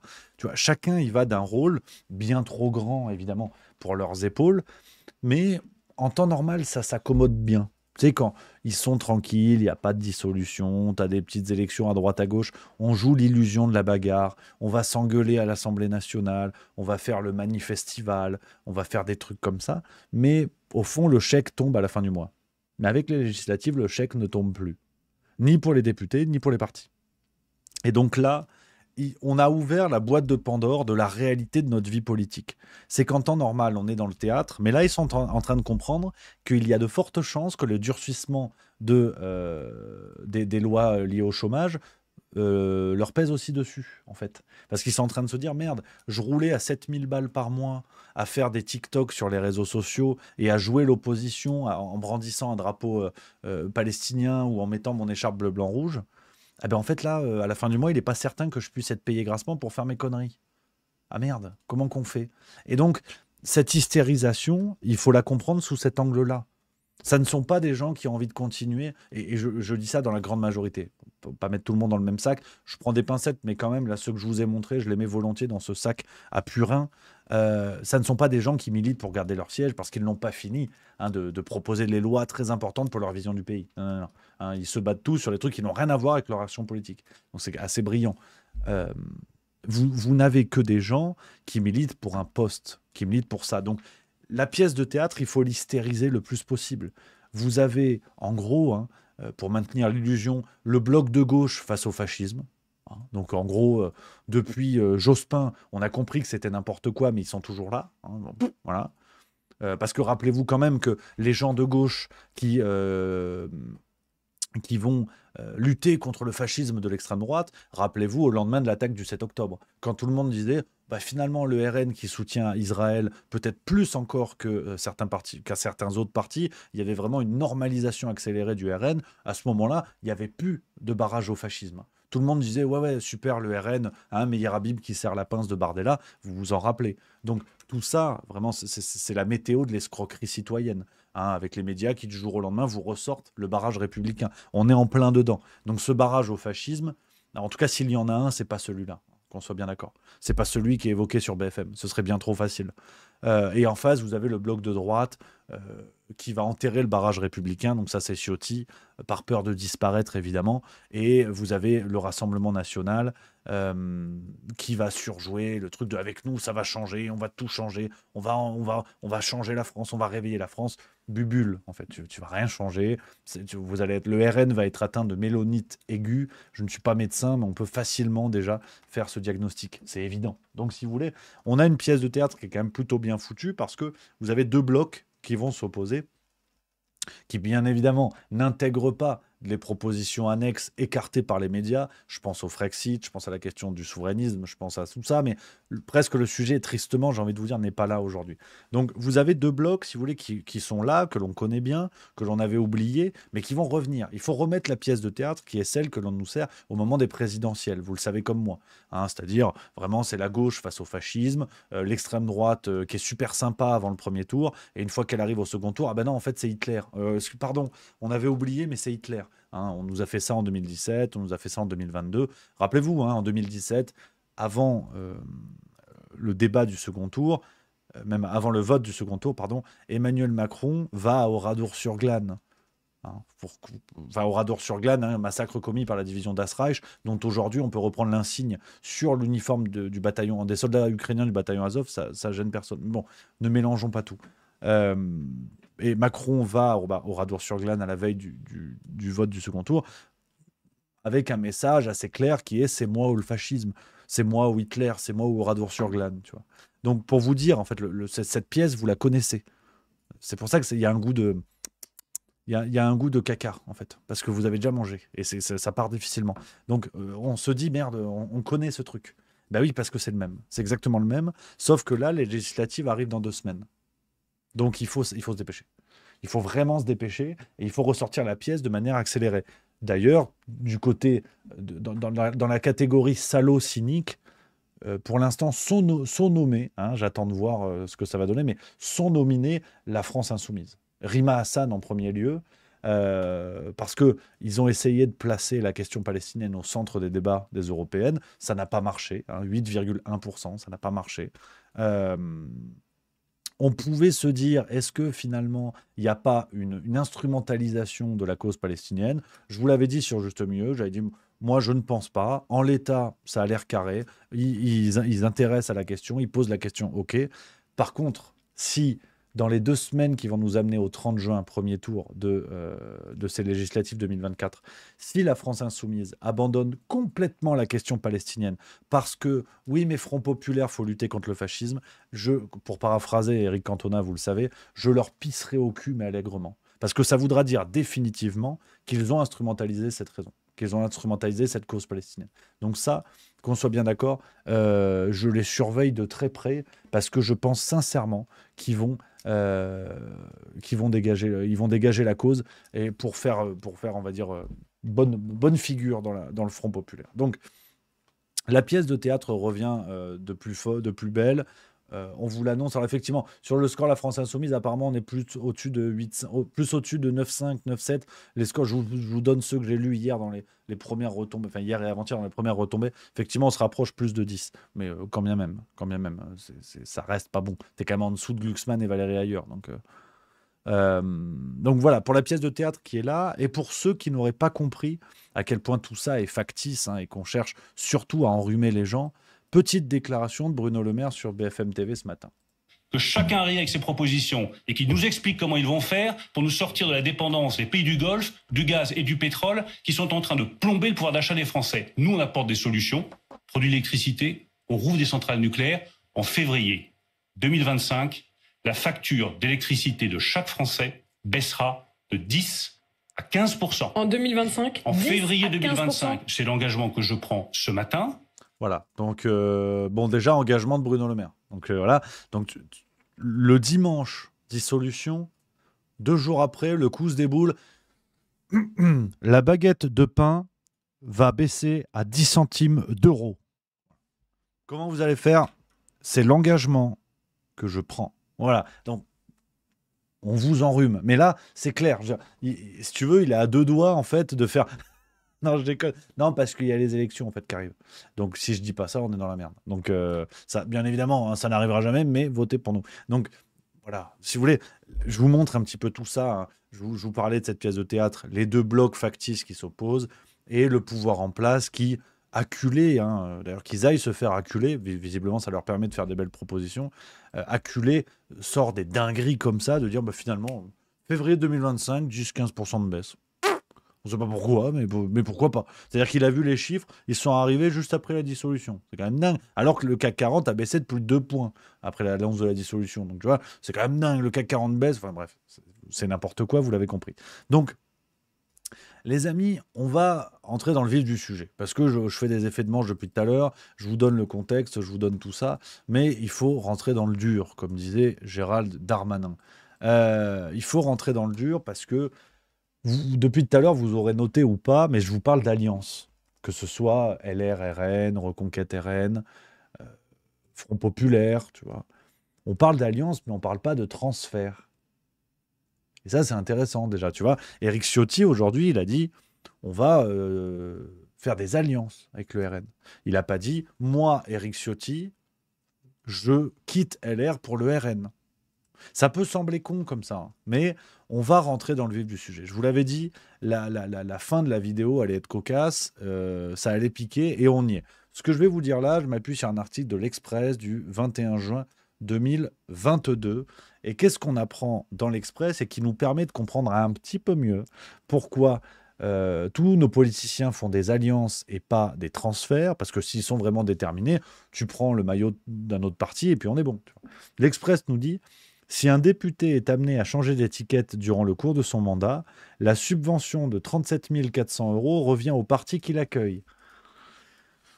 Vous allez comprendre, à y voir un petit peu plus. Vous allez commencer à y voir un petit peu plus clair, parce que on commence avec ce morceau-là. Chaque année, chaque parti reçoit 37 400 € par député élu. C'est clair, c'est cadeau, c'est comme ça. Un député, un an, 37 400 €. Ok ? Donc, un transfert de député, c'est très important. Pour les finances des partis politiques, c'est très important. Et c'est très marrant de voir qu'on parle d'alliance, de front populaire à l'extrême droite. Tout le monde fait des alliances. Mais c'est marrant, il n'y a pas de transfert. C'est curieux quand même. Ils s'unissent, mais ils font pas de parti unique. Mais c'est que le début. Mouillez-vous la nuque, parce que là, et ce qui me sidère, les amis, c'est que je vais vous répéter en partie ce que j'ai dit dans une vidéo il y a 2 ans. Mais comme quoi, c'est terriblement d'actualité. Et je vous en supplie, je vais faire ma cagole des réseaux sociaux, mais une bonne fois pour toutes, si vous avez envie que les gens comprennent pourquoi les législatives, pourquoi il y a une telle bagarre factice autour des législatives, vous allez comprendre avec un élément très simple qui s'appelle le pognon.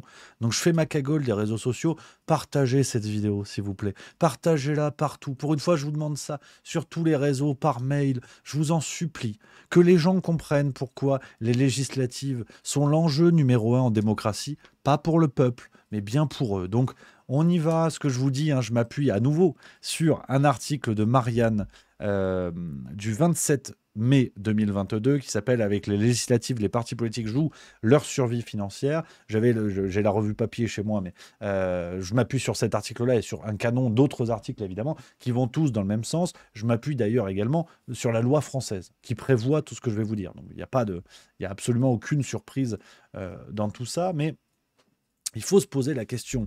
On parle d'alliance, mais pas de transfert. On parle d'alliance, mais pas de groupe commun. C'est déjà ce que je vous disais avec la NUPES en 2022. La réalité derrière tout ça, c'est le pognon. Les partis politiques, ça tient presque en une phrase, je vais vous donner les détails, mais les partis politiques ne tiennent qu'avec l'argent des législatives. C'est tout con, c'est comme ça. Les législatives, pour un parti politique, c'est un casino. Et on te donne le rythme avec lequel le jackpot tombe. Ils savent que c'est tous les 5 ans. Tous les 5 ans, le jackpot tombe. Donc là, ils se sortent les doigts. Là, ils y vont plein badin. C'est pour ça qu'il y a tout ce que je vous ai expliqué longuement. Mais je vous ai dit depuis le début de cette vidéo, les pièces du puzzle allaient s'assembler. J'allais vous mettre les lunettes pour comprendre à quel point, pourquoi tout le monde s'emballe d'un coup là. Il y a eu la dissolution. Tu sais, les européennes, c'était moyen-âge. Tu avais des gens qui sortaient plus du bois. Ciotti, on l'entendait plus. Rousseau, on l'entendait plus. Législative, ping, le lapin dans les phares d'une bagnole. Et là, ils sont tous de sortie. Et rebelote avec le bloc fasciste, rebelote avec machin, bref, tout ce que je vous ai dit longuement avant. Donc, je vous donne les chiffres d'un système qui a été mis en place concernant les élections législatives. Pourquoi ces élections-là sont la raison de survie des partis politiques. Ça a été mis en place en 1988, parce qu'avant, il n'y avait pas ça. Et donc, si tu veux, les partis étaient financés par des dons, par des machins, par des bidules. Il n'y avait pas d'encadrement, donc ça a créé des gros problèmes, voire des scandales assez terribles. C'était le bazar. Il y avait des fonds secrets, il y avait des financements étrangers, il y avait des emplois fictifs, bref. Il a fallu une loi pour encadrer tout ça. Désormais, depuis cette loi, les dons sont limités à 7 500 € par an et par personne. Donc quand vous voyez ce que coûte une campagne politique, hein, les européennes, on parle d'1 million pour avoir des bulletins dans tous les bureaux de vote, pour assurer une belle campagne avec des affiches de partout, faire un peu de téloche, un peu de machin, un peu de bidule. Donc ça coûte très cher, une campagne électorale. Et l'argent, ils ne le sortent pas de leur fiac, évidemment. Donc, il a fallu trouver un nouveau système.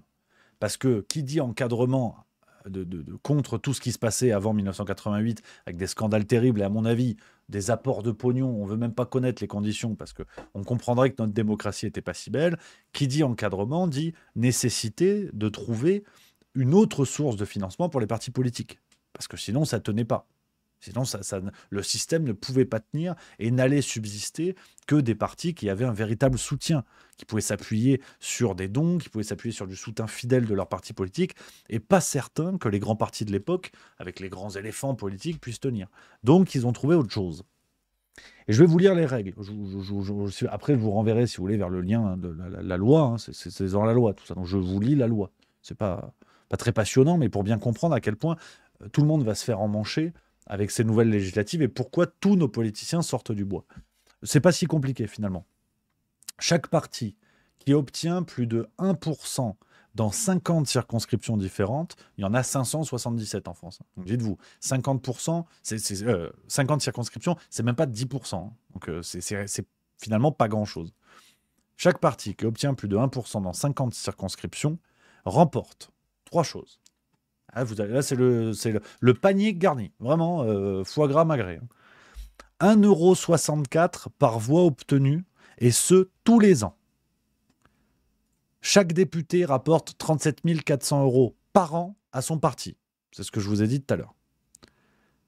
Sur la base donc, de tout ça, la somme totale d'argent public qui a été distribuée, là j'ai le chiffre pour 2020, sur la base des résultats 2017, c'était 65,9 millions d'euros sur l'année 2020. C'est kiff-kiff, hein, les chiffres 2000. Tu vois, j'ai un article de France Info.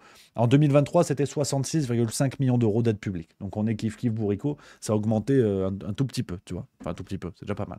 Donc, pour bien comprendre, les amis, pourquoi les élections législatives sont la perfusion de survie de nos partis politiques.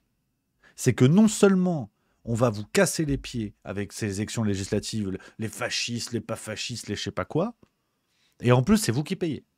C'est de l'argent public. C'est de l'argent public qui est donné aux partis tous les ans. Et donc, pour vous donner, hein, par exemple, hein, je reprends mon script de la vidéo d'il y a 2 ans. Je ne me suis pas fait chier sur ce coup-là. J'avais 2 exemples d'un certain Paul Molac qui a été élu LREM dans le Morbihan.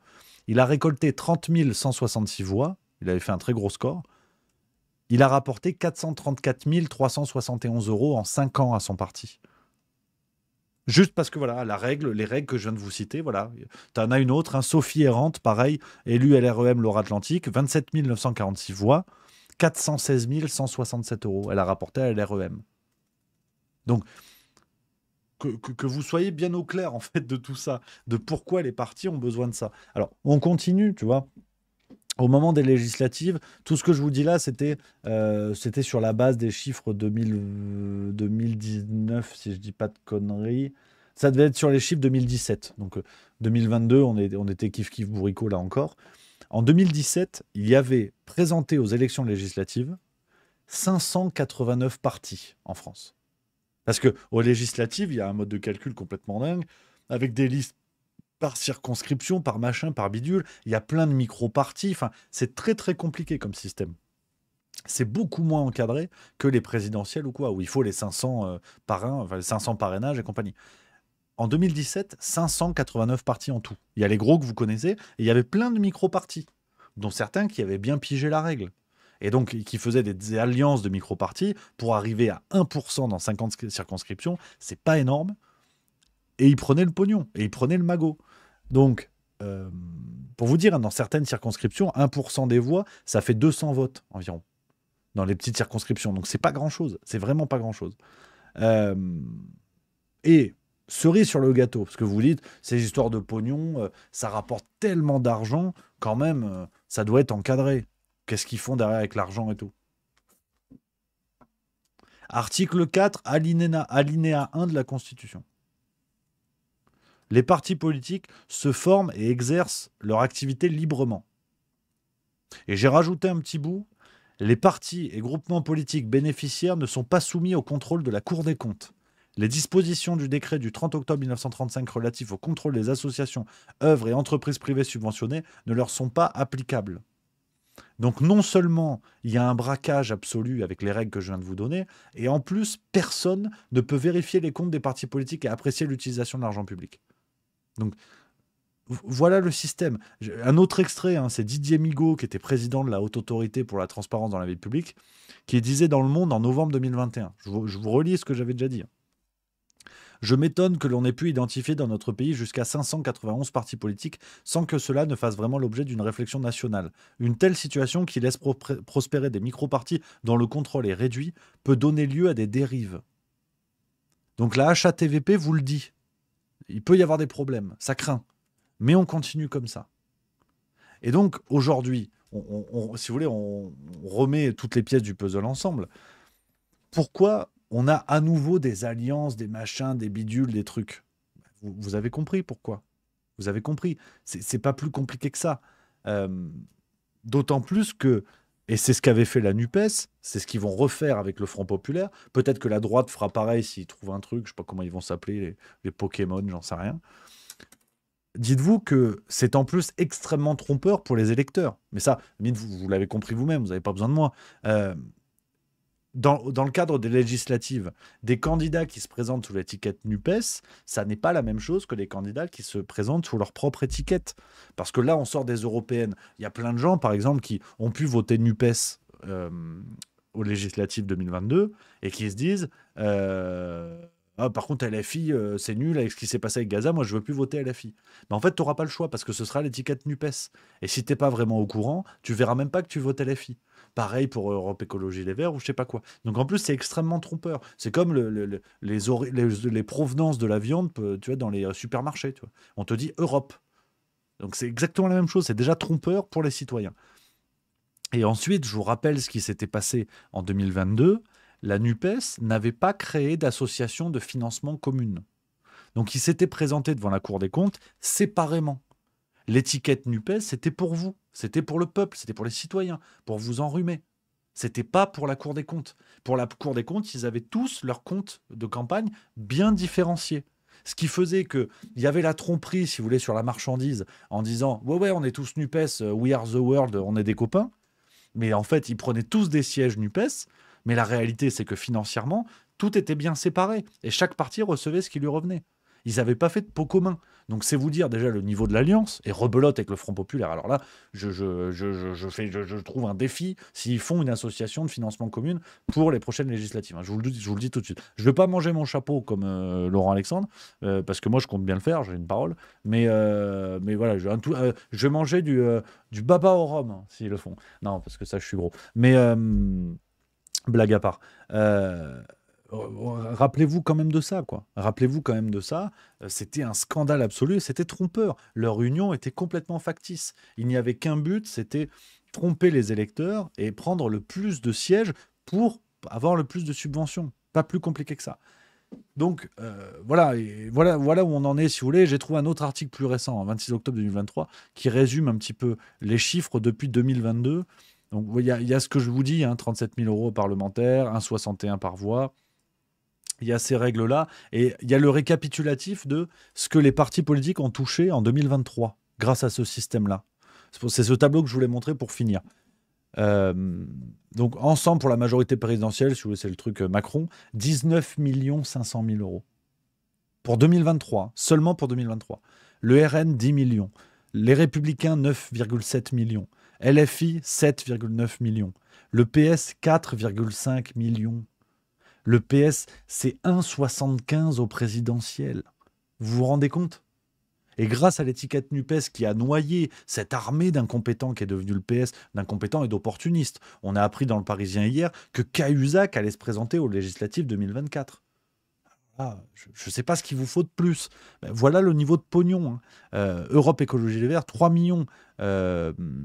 L'UDC, enfin oui, c'est quoi l'Union des démocrates européens centristes et indépendants, 2,3 millions. Le Parti communiste, 2 millions. Reconquête, 1,6 million. Les mecs n'ont même pas eu un siège. Dites-vous, hein, ils n'ont même pas eu un siège. Et ben, ils ont quand même du pognon. 1,6 million. C'est hallucinant. Hallucinant. Donc, voilà les amis, si vous voulez, la réalité du terrain, elle est là en fait.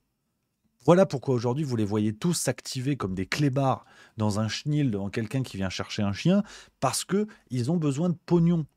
Et que les législatives sont véritablement la condition de survie de ces partis. C'est pas plus compliqué que ça. Donc je vais vous redire ce que je vous dis hier. J'appelle, et pour une fois je sors un peu de l'étiquette juste milieu, j'appelle à voter pour tous les petits partis que vous voulez. Je m'en cire, vous faites ce que vous voulez. Mais aux législatives, arrêtez de croire que vous allez voter pour des gens qui, à l'Assemblée, vont tenir la ligne, tenir quelque chose, avoir un vrai projet politique. Vous l'avez vu. Vous l'avez vu. C'est du happening permanent. C'est de l'engueulade, c'est du sketch. Regardez les taux de présence si vous voulez finir de vous en convaincre. Donc, au moins, en votant pour les petits partis qui n'ont pas leur place là, déjà, vous faites faire, enfin, entre guillemets, des économies, oui et non, parce que le pognon est quand même affecté. Mais au moins, on coule définitivement ces bateaux-là. Le PS qui prend des millions d'euros et qui ne représente rien politiquement. C'est pas possible, c'est pas sérieux. Le parti présidentiel qui, grâce à des élections, prend 19 millions d'euros d'argent public. Comme ça. Et c'est légal. Et on n'a pas le droit de savoir exactement ce qu'ils font avec ça. C'est pas sérieux. Donc, véritablement, pour les prochaines législatives, regardez-les se battre comme des clébards. Et si vous voulez secouer le système, votez pour des petits partis. Pour des petits partis, en tout cas pour tous les partis, sauf les mastodontes qui sont là, qui sont financés par votre argent et qui se foutent de votre gueule en permanence. Là, vous allez tous les voir s'activer. Et pour ça, la raison, elle est là. Les européennes, ils n'en avaient rien à cirer. Regarde, les LR, ils ont envoyé Bellamy, ils en ont rien à foutre. Donc, ils font des alliances pour faire croire à leur détermination, à leur machin, à leur bidule. La réalité, elle est là. Ça va prendre dans la caisse. Donc, je sors un petit peu de mon rôle juste milieu. Bien évidemment, je ne vous appelle pas à ne pas aller voter, au contraire. Mais si vous voulez secouer le cocotier, vous faites ce que vous voulez. Puis si vous voulez voter pour les gros partis, vous faites ce que vous voulez, je m'en fous. Hein. Mais si vous avez envie de secouer le cocotier, plutôt que de vous abstenir, votez pour les petits partis. Mais vraiment, et vous allez voir, déjà, ça va contribuer à financer des types qui n'ont pas un sesterce, mais qui ont peut-être beaucoup plus de détermination que les Ciotti et consorts. Et puis en plus, ces gros partis, à un moment donné, ils vont être une main devant, une main dehors. Enfin, une main devant, une main derrière. Alors, nécessairement dehors, après, ils la mettent où ils veulent. Mais je trouve ça très important, les amis. La vivacité de notre démocratie, elle est là. Hier, on en parlait. Hein, on s'est un petit peu envoyé avec certains spectateurs. Je n'aime pas les gens qui baissent les bras, qui ne votent pas, parce qu'il y a parfois des élections où on peut secouer le cocotier. Et là, c'est le cas. Vous coupez le robinet, c'est simple. Dans un monde où le Parti socialiste a 0 vote, c'est-à-dire un jour, je sais pas, tout le monde écoute la sainte parole de Juste Milieu, le Parti socialiste prendra 0 €. Dans 6 mois, il n'y a plus de Parti socialiste. Ou alors ils vont faire un prêt, ils vont s'endetter comme des chiens. Peut-être qu'ils iront même s'endetter auprès d'une banque russe, qui sait. Hein. Donc c'est pas plus compliqué que ça, les amis. Là, vraiment, vous avez la possibilité de couper le robinet. Mais vraiment, avec les règles que je viens de vous lire. Ils n'ont pas d'autres moyens de contourner. Niveau pognon, ils n'ont pas d'autres moyens. Il peut y avoir des dons, des machins, des ce que tu veux. Mais les législatives, c'est le robinet principal d'alimentation des partis. Ils crèvent derrière, ils crèvent. Donc, même à la limite, on peut dire... Tout le monde peut unir ses forces contre le parti présidentiel, j'en sais rien. Faites ce que vous voulez. Mais si vous êtes déterminé à vouloir essayer de changer les choses, d'assécher un petit peu la rivière, là, vous en avez l'occasion. Là, on est dans la démocratie. Et vraiment, je pèse mes mots, les amis. On est dans la démocratie parce que vous avez le moyen de dire, maintenant, ça suffit. On y va, on répand le message. Il faut couper le robinet. Terminé. Il faut couper le robinet et on va voter. On s'en fout, parti animaliste, Philippot, Asselineau, vous faites qui vous voulez. On ne sait pas encore vraiment quelles seront les forces en présence. Mais je vous en supplie, ne retombez pas dans les pièges de ces alliances factices qui ne tiennent que le temps de prendre votre portefeuille. Ils vous l'ont prouvé avec la NUPES. Ils vont vous le reprouver avec le Front Populaire. L'Alliance de droite fera pareil. Hein. C'est ce que je voulais vous dire. Petite séquence pour vous dire à quel point ça va commencer de la même manière. Regardez Bardella ce matin sur RTL qui parle de la réforme. Ça bafouille fort. Hein. Ça bafouille fort quand en fait ça commence à se voir que il va faire pareil. Il va faire pareil. Donc, pour enchaîner et finir, les amis, pour aller vers la conclusion de cette vidéo, on va se projeter un petit peu. Alors, je réponds à un message qui est très intéressant dans le chat et qui permet d'apporter une contradiction.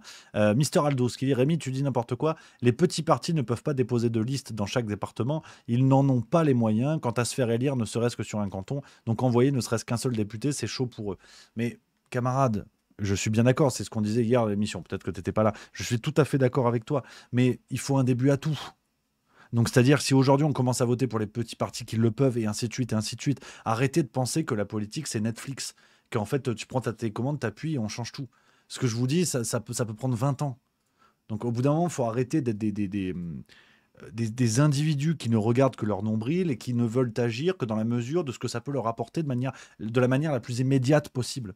À un moment donné, on a aussi le droit d'agir, de réfléchir sur des choses qui nous dépassent, à la fois temporellement et à la fois même, on va dire, dans l'espace, dans le temps, dans tout ça. C'est aussi ça, éviter d'être égoïste. Si on fait de la politique qu'en défendant ses intérêts, en fait, ça s'appelle la République en marche. Je ne dis pas ça par mépris, je comprends les intérêts de tout le monde, mais ça s'appelle les retraités boomers qui ont un petit peu de pognon et qui votent Macron parce que c'est celui qui va leur permettre de rester peinards sans se mettre en danger. Donc je le comprends, c'est une logique politique, mais je dis juste qu'à un moment donné, si on veut essayer de changer les choses, il faut accepter que ça ne changera pas du jour au lendemain. Et je tombe pas dans un discours en bois façon écolo en disant il faut se sauver la planète, génération future. Non, c'est une démarche presque humaine de base, voire philosophique, qui est de dire qu'à un moment donné, on peut réfléchir à des choses qui nous dépassent.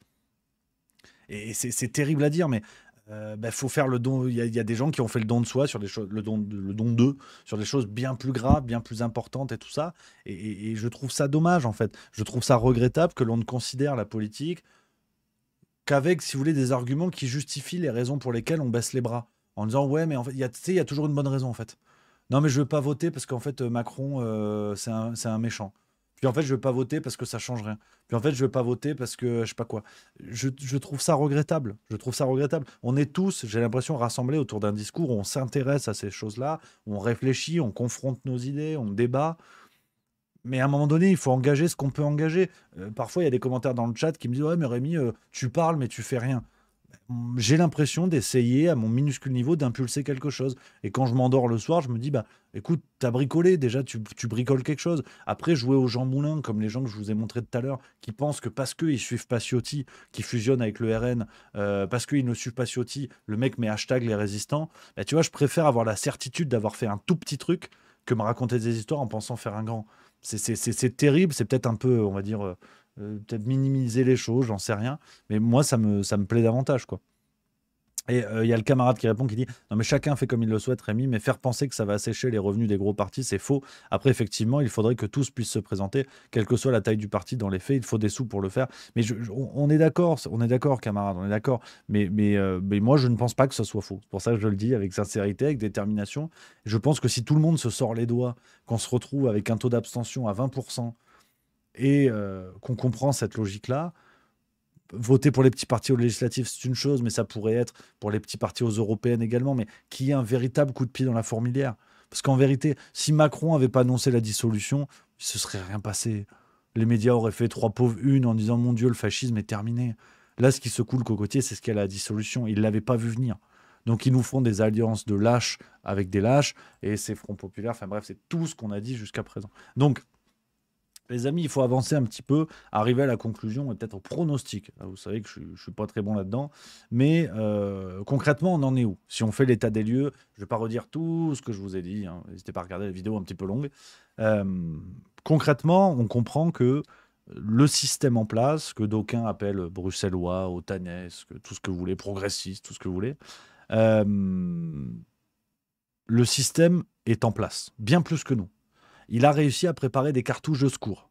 Vous avez Glucksmann à gauche, je l'ai dit hier, je le redis, Glucksmann qui n'est absolument pas le représentant du Parti socialiste. C'est un autre mensonge des médias, quand il nous dit de la tête de liste du PS aux européennes, le représentant du PS, le nouvel espoir du PS. Non, Glucksmann n'a jamais été encarté au Parti socialiste et ne le sera sans doute jamais.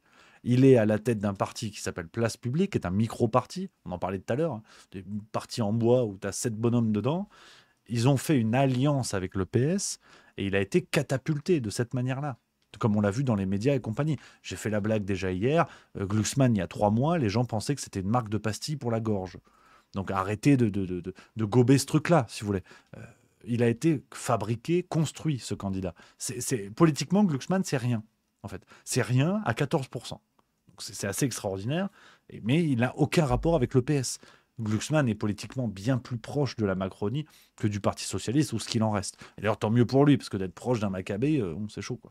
Donc, on a l'aile gauche de la Macronie qui est prête, qui s'appelle Glucksmann, et l'aile droite qui est prête, qui s'appelle Bardella. Je mets au défi quiconque de m'expliquer les différences politiques entre Bardella et Macron. Alors, on va me dire l'immigration. On va me dire l'immigration, oui, l'immigration. Comme Mélanie, en fait. Comme Mélanie, si tu veux. Qui a battu des records de régularisation de migrants en Italie d'ici 2025. Avec plus 300 000 annoncés par Mélanie. Donc, si vous voulez, Bardella, là, par contre, mais je mange un magasin de chapeaux si un jour le RN arrive au pouvoir et ne fait pas pareil que Mélanie. Je vous le signe, mais 1000 fois.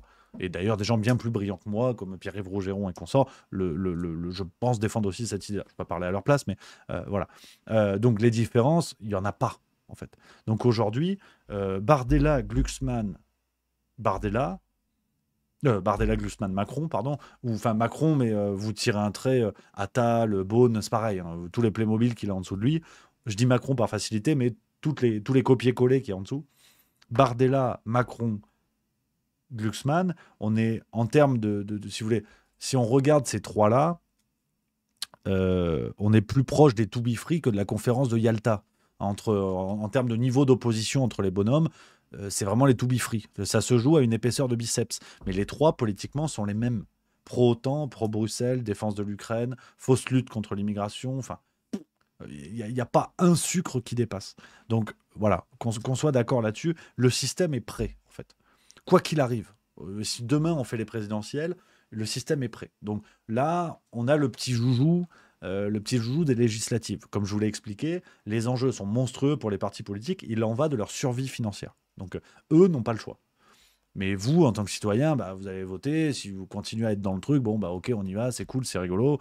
On vote, on a l'impression de détenir quelque chose. Puis après, il va y avoir un nouveau Parlement. Alors peut-être avec, je sais pas, 300 députés RN. Je sais pas, 100 Front Populaire, je dis n'importe quoi, j'en sais rien, tu vois. Puis en fait, dans 2 mois, tout le monde va se regarder en disant, je comprends pas, 49-3. Pourtant, on avait des nouveaux députés. Et rebelote, en fait. Donc, si tu veux, tout le monde a chialé quand il y a eu 89 députés RN en 2022. Puis après, il y avait 49-3. Donc, en fait, on s'en fout, en fait. C'est-à-dire qu'aujourd'hui, il peut y avoir un député LREM, 588 RN, 49-3, en fait. Donc, c'est pour ça, gagnons du temps, si vous voulez, sur les soupirs que nous allons pousser d'ici quelques mois, quand on va voir que c'est la même, à la fois dans la politique menée par Bardella, dans l'hypothèse où Bardella devient Premier ministre, et à la fois dans la possibilité derrière de 49-3. Alors, j'exagère avec mon exemple, il y a plus de saison qui dit avec 300 députés RN, pas de 49-3 Rémi. Ça, on en reparlera, parce que si Bardella est Premier ministre, on verra. Mais oui, effectivement, après, tu as des logiques statistiques qui font qu'effectivement, si tu as une très grande majorité de députés, tu peux avoir les motions de censure, les trucs comme ça. Mais typiquement, les motions de censure, c'est très intéressant de parler de ça, parce qu'on a vu que malgré la recomposition du Parlement, en fait, de l'Assemblée nationale, en vérité... les votes, c'était kiff-kiff bourricot, des gens votaient pas quand ils étaient présents d'ailleurs. Donc, je suis même pas certain, en fait, qu'avec 300 députés RN, vu le taux de présence, ça change vraiment quelque chose. Je vous le dis honnêtement, en termes de respect de l'institution, tout le monde s'en cire dans les grandes largeurs. Et derrière, on a le boss final du jeu vidéo, c'est le Conseil constitutionnel. Donc, de toute façon, c'est en axe. Donc, tout ça pour dire que le système est prêt, quoi qu'il arrive, et la direction, c'est 2027. Après, il y a ce fameux, il y a ce fameux scénario, on va y venir. Là, on va dans le pronostic. Donc, c'est le moment où ça se corse. Là, il n'est pas impossible que je vous dise n'importe quoi, mais j'essaie d'être sérieux comme je l'ai été là, pendant cet exercice. Qu'est-ce qui peut se passer? Comment je vois les choses? Déjà, Edouard s'en va. Ça, par contre, je l'ai vu venir. Parce qu'il est dans super. À demain. Demain, ouais, de spectacle. Je t'écrirai dans le train et puis voilà. Allez, Paris. Paris, magique. C'est bien, jeune. Ouais, super. T'es une crème, t'es une pâte. Ouais, super. Ouais. Donc, petite interlude musicale. Donc, les amis, pronostic. Petit pronostic de ce qui peut se passer. Ça vaut ce que ça vaut. On finit en délicatesse. Hein. Et je pense sûrement que je vais me planter, mais je crois qu'on va tout droit vers le joyeux chaos. C'est-à-dire, première étape de un peu ma petite prédiction du futur, et enregistrez-la, hein, vous pouvez clipper sur Twitch, si vous voulez clipper, comme ça, si ça arrive, je serai un génie de la politique. Première étape, victoire du RN aux législatives. Pas de surprise là-dessus. Majorité, pas majorité, on verra. De toute façon, ça n'a pas empêché le gouvernement d'annoncer une majorité. Hein. Ça fait quand même depuis 2022 que tous les médias nous disent la majorité présidentielle. Il n'y en a jamais eu. Hein. Depuis 2022, ils ne sont plus en majorité. Donc, comme quoi, les médias peuvent mentir éhontément tous les jours et tout le monde dit oui. Donc, majorité ou pas majorité, on s'en branle. Ce sont les médias qui décident en vérité s'il y en a une. Sauf si le RN arrive avec 500 sièges. Donc, ça m'étonnerait quand même. Donc, si vous voulez, la notion de majorité, même ça a disparu. Donc, le RN va gagner les législatives. On aura une cohabitation. Bardella-Le Pen. Bardella-Macron. Lapsus. Bardella-Macron. Il y a la piste, alors étape 1.5 de mon plan, il y a la piste d'une potentielle démission de Macron. Je vous mets ce que disait Europe 1 ce matin. Je sais que ça a été invalidé depuis, mais comme j'ai fait une petite séquence sur les réseaux, je veux pas qu'on pense que j'ai dit des conneries, ce sont les médias. Donc s'il y a une fake news, c'est Europe 1, c'est pas moi. Que la campagne électorale va être très courte, Fanny. Tout va se jouer en 2 semaines à peine. Oui, début officiel de la campagne lundi prochain, minuit. Les candidats ont jusqu'à dimanche 18h pour se déclarer. Et pour tenter de l'emporter, la majorité présidentielle va jouer sur la corde sensible des électeurs. C'est une information Europe 1.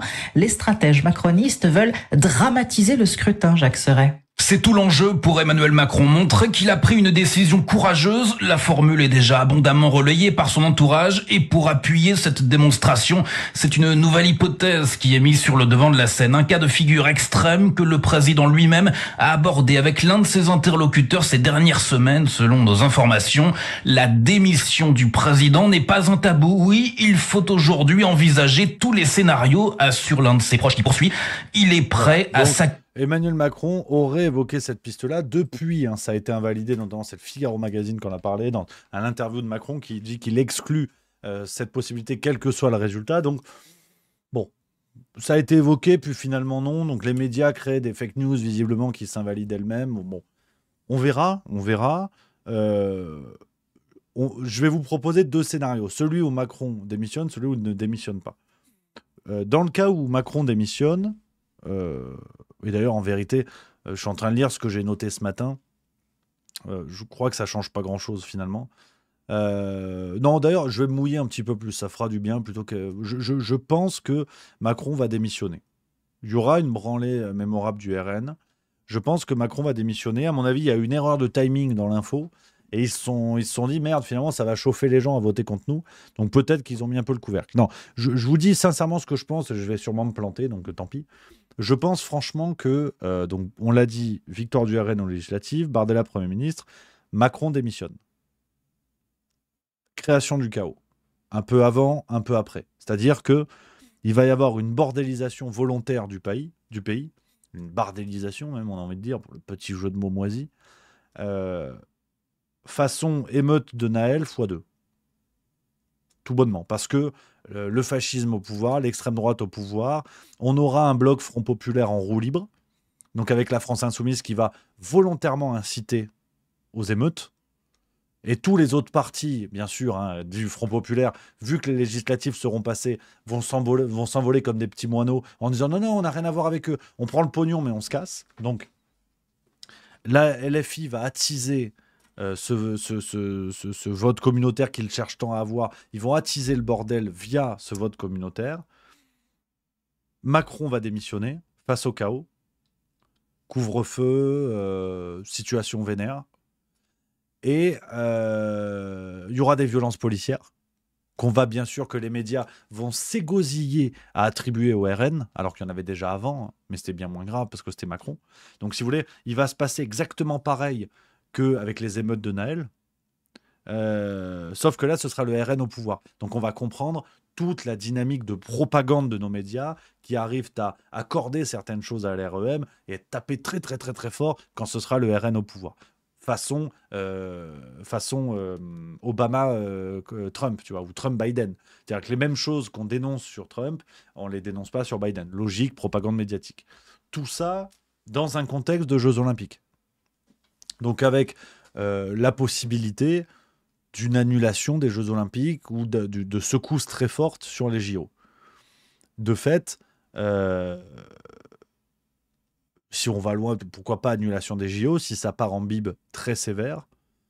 Et dans une démarche, si vous voulez, où on aura un pays sans chef, vu que Macron aura démissionné, l'accélération du chaos, la communauté internationale va se pencher sur la situation de la France, potentiellement l'Union européenne va intervenir, et je pense qu'il y aura de nouvelles présidentielles avec un retour de Macron façon De Gaulle de Wish. Vraiment, hein, je vous le dis. Mais Macron va revenir habillé d'une toute nouvelle légitimité, où il va se présenter comme celui qui avait maintenu le pays avant le chaos, ce qui va faire exploser l'extrême droite en France. Il n'y aura plus d'extrême droite en France. Hein. On aura compris qu'au pouvoir, ils étaient nuls, pour des raisons en fait, qui finalement ne les concernent pas, entre guillemets. Et on va dire ils sont incompétents, le danger. Vous avez vu, quand c'était la guerre civile quand ils sont arrivés au pouvoir. Et donc, retour de Macron en disant, vous voyez bien, je vous l'avais bien dit. C'est le phénomène basique, si tu veux, tu penses à ton ex et finalement, elle n'était pas si moche. Et c'est pour ça qu'aujourd'hui, on nous ressort du Sarkozy, du Hollande, des trucs comme ça. Donc, ce que je vous dis est purement complotiste, hein, qu'on soit bien d'accord. Je préfère tout de suite l'assumer. Si Rudi Reichstadt est dans le secteur ou Julien Pain, c'est complètement complotiste. Attention. Complètement complotiste, mais je me laisse rêver à une supposition. De toute façon, c'est même pas complotiste, j'imagine en fait. C'est de la science-fiction, si vous voulez. Comme la Red Team, hein, qui conseille le ministère de la Défense des Armées pour imaginer les scénarios de guerre. J'imagine complètement, je suis la andouillette team finalement. Donc j'imagine complètement ce que je vous dis, et je pense sincèrement que ce scénario est probable. De toute façon, ça rejoint un autre scénario qui, pour moi, est fait que les JO ne se tiendront pas, ne pourront pas se tenir pour une raison X ou Y. Et je crois qu'il va y avoir un chaos soit politique, soit lié à un attentat. Hein, je vous l'ai déjà dit. Moi, ma crainte la plus terrible en ce moment, c'est un attentat à la cérémonie d'ouverture. Là encore, j'espère vraiment me planter. Hein. Mais voilà, donc voilà un petit peu les amis sur cette analyse que je voulais vous proposer, analyse très longue, mais avec ce point d'orgue, hein, qui est cette histoire de pognon en fait liée aux législatives, pour vous dire à quel point ils vont foutre le bordel dans le pays politiquement, et pour cette raison-là, qui est leur survie politique. Donc je crois que tout est dit, on va finir là-dessus, les copains, sur cette longue vidéo, longue séquence. Voilà un petit peu les copains. Sachez hein, que cette séquence sera republiée sur YouTube dès vendredi pour tout le monde. Je prends vos messages, hein, on papote ensemble. J'ai prévenu ma milieu, je suis en permission de minuit. En plus, vous êtes 770 sur Twitch. Merci beaucoup les amis, c'est vraiment extraordinaire. On pète des records en ce moment. Hein. Merci les copains. On va continuer à papoter encore un petit peu. N'hésitez pas, hein, les copains qui sont sur Twitter, si vous voulez filer un petit coup de pouce à juste milieu. Vous êtes combien sur Twitter? Vous êtes 1600. Qu'est-ce que ça veut dire? C'est énorme. Donc venez les copains, il y a un lien dans les commentaires de la vidéo là que vous regardez sur Twitter. Venez sur Twitch, rejoignez-nous sur Twitch, comme ça on fait péter l'algorithme. Il y a plein de gens qui déboulent, qui connaissent pas juste mieux, qui se disent mon Dieu, qu'est-ce que c'est ce physique. Voilà les amis, non, on papote les copains. On profite, hein, on fait des beaux scores, c'est extraordinaire. N'hésitez pas à poser vos questions, dites ce que vous en pensez, si vous êtes d'accord, si vous n'êtes pas d'accord, parce qu'en plus, on ne se voit pas demain et après-demain. Donc ce soir, on est ensemble, on fait la fiestoche, les amis. Demain, c'est spectacle à Paris. Voilà, ça fait plaisir. Ça, on va bien s'amuser. Le bar, je crois, ils sont pas prêts. J'ai réservé, j'ai dit, on sera entre 30 et 50. C'est une salle de 200 places, on est au complet. Donc... j'ai un petit peu peur, mais on verra. On verra, les amis. Si vous voulez, on sera au bar and beer de Ménilmontant, si vous voulez, demain à partir de 23h30. Donc, je le redis, hein, priorité aux spectateurs du spectacle. Hein. Je passe du temps d'abord avec les spectateurs. Si vous êtes dans le secteur, vous vous pointez avec grand plaisir. Mais je poserai la question, alors, t'as aimé le spectacle? Quelle est ta blague préférée? Je saurai. Mais voilà, non, mais c'est normal, pour remercier les gens qui étaient là. Après, on papotera avec tout le monde, évidemment. Les amis, je prends vos petits messages. Alors, Dingo30 qui dit au top Rémi, un ami m'a parlé de toi, au final je te connais de gamin, excellent. Mais non. Comment ça, on se connaît de l'école primaire, de collège? Alors là je suis curieux mon Dingo30, alors là avec plaisir. N'hésite pas à me dire peut-être ton prénom et si on était en primaire ou au collège ensemble. Je me rappellerai sûrement. Bobzer23 qui dit tu as joué dans Camping Paradis, salopard. Là. Non, Laurent Bournac qu'on embrasse. Igerne14, que genre je fais des bisous, qui dit merci Rémi, c'était super, mais j'ai le moral dans les chaussettes.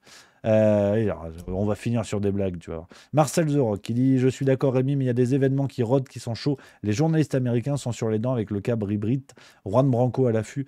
Ouais, alors effectivement, ça aussi l'affaire Trogneux, on continue d'en parler, ça bricole. pour l'instant, voilà, ça fait partie des sujets, si tu veux, où je suis en sommeil, quoi. Je suis en sommeil, on verra ce que ça va donner. Oh putain, mais oui, Joris du handball, école primaire, moi, je m'en rappelle. Ben oui, papa, maman, pâtissier, évidemment. Ah mais incroyable, putain. Oh, tu vois, en direct, des retrouvailles. Putain, extraordinaire. Mais oui, je me rappelle de toi, camarade. Oh, c'est dingue. Ah, alors là, on vient à Montpellier. Montpellier, je viens faire le spectacle mi-décembre. T'as le temps de t'organiser. Si t'as envie de venir, t'es mon invité. Alors là, je mets l'adresse mail, regarde, dans le chat. Ah, c'est retrouvailles en direct, putain, c'est excellent. Voilà, il y a mon adresse mail. N'hésite pas à m'écrire, camarade, avec grand plaisir. Ah, c'est vrai, papa, maman, pâtissier, comment tu... J'ai oublié cette histoire. Puis c'était bon, putain. Ah ouais. Ah, bah, ouais, je m'en rappelle. Bah oui, putain, excellent. Ah, extraordinaire. Ah, c'est génial. Ça me fait plaisir, tiens. Merci à Nils Weiss également qui dit ça fait des années que je regarde tes vidéos, elles sont toujours aussi intéressantes, c'est toujours un plaisir. Merci camarades, merci beaucoup les copains. Ah, c'est génial. On a retrouvé Joris. Voilà, je crois qu'on peut le dire. Ah putain, c'est génial. Ça me fait. Ah, j'aime la vie en ce moment. J'aime la vie, je vous le dis. C'est super. Il y a Brooke Vaudou 971 qui dit « Je pense que les législatives ne servent à rien sauf à jouer le jeu de Macron et il faut préparer les municipales. » On verra. C'est une autre grille de lecture à faire à suivre. Voilà, et mon Joris qui a dit « Écoute, avec plaisir. L'adresse est notée, enregistrée. » Merci camarade, excellent. Ah, mais ça me fait plaisir, c'est super. Super Dupont qui dit « Je tente de nouveau la question. Les règles de financement des partis restent-elles les mêmes en cas de plusieurs dissolutions de l'Assemblée en moins de 5 ans ?» Oui, parce que c'est un versement annuel, si tu veux. Et je crois que le versement a lieu en fin d'année. Et de fait, ça va juste recalculer, en fait, le bordel. Ça va recalculer la base, l'assiette, comme on dit, combien ils ont de députés, combien ils ont de bordel et tout. Il me semble que c'est ça. Je vous avoue que j'ai eu du mal à trouver les infos pour préparer mon script cet après-midi. Tout ce qui est date de versement et compagnie, j'ai un peu de mal à trouver, mais bon. Écoute, voilà. Cousin Tech qui dit perso par rapport à ton analyse très science-fiction, je vois plus des élections législatives qui vont juste faire revenir les macronistes au pouvoir et du coup rebelote Macron croit qu'on lui fait confiance. Alors effectivement, non mais je conçois bien d'accord. Hein. Tout à l'heure, je me suis un petit peu emballé sur différentes séquences, enfin sur ce scénario-là qui me semble le plus flippant. Et une fois de plus, j'espère me planter. Hein. Qu'on soit bien d'accord. Hein. Qu'on soit bien d'accord, mais affaire à suivre. Affaire à suivre. Je sais pas vraiment. C'est pas vraiment. On va voir quoi. On va voir. Donc voilà un petit peu les amis. Je fais un bisou à ma 20K91 qui dit merci Rémi, tu nous as régalé ce soir. Cette nouvelle version Sniper te va à merveille, on adore. Merci beaucoup. Je fais une petite séquence un petit peu longue. Hein. Je voulais vous proposer ça. Je le redis, hein, la vidéo ressortira vendredi sur YouTube. Sur YouTube, normal. Enfin, sur Juste Milieu, normal. Parce que vous savez, on a Juste Milieu VOD. Parfois, on met des petits bouts. Là, c'est Juste Milieu normal. Voilà. Cool the Gang qui dit Rémi, fut un temps, tu avais un gros coup de mou, quasi burn-out. Est-ce que ça va mieux, tu te reposes? Alors non, quasi burn-out, je ne suis pas médecin. Donc, personne ne m'a fait diagnostic quasi burn-out. Attention. Non, mais coup de mou. Coup de mou parce que pas mal de stress, mine de rien, ces dernières semaines avec les premières dates du spectacle. On a pas mal de boulot sur Juste Milieu. Il y a plein de choses qui se passent.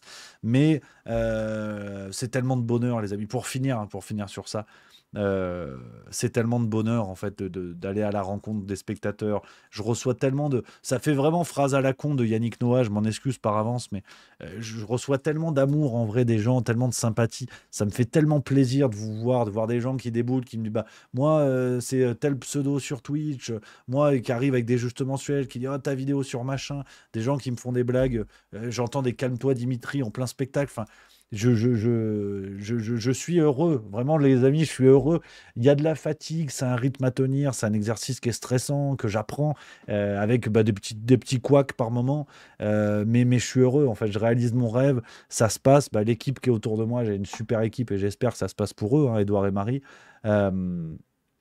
Et voilà, c'est du bonheur. Puis tu vois, réaliser aussi ce petit rêve de dire ce soir, demain je joue à Paris, puis après je reviens.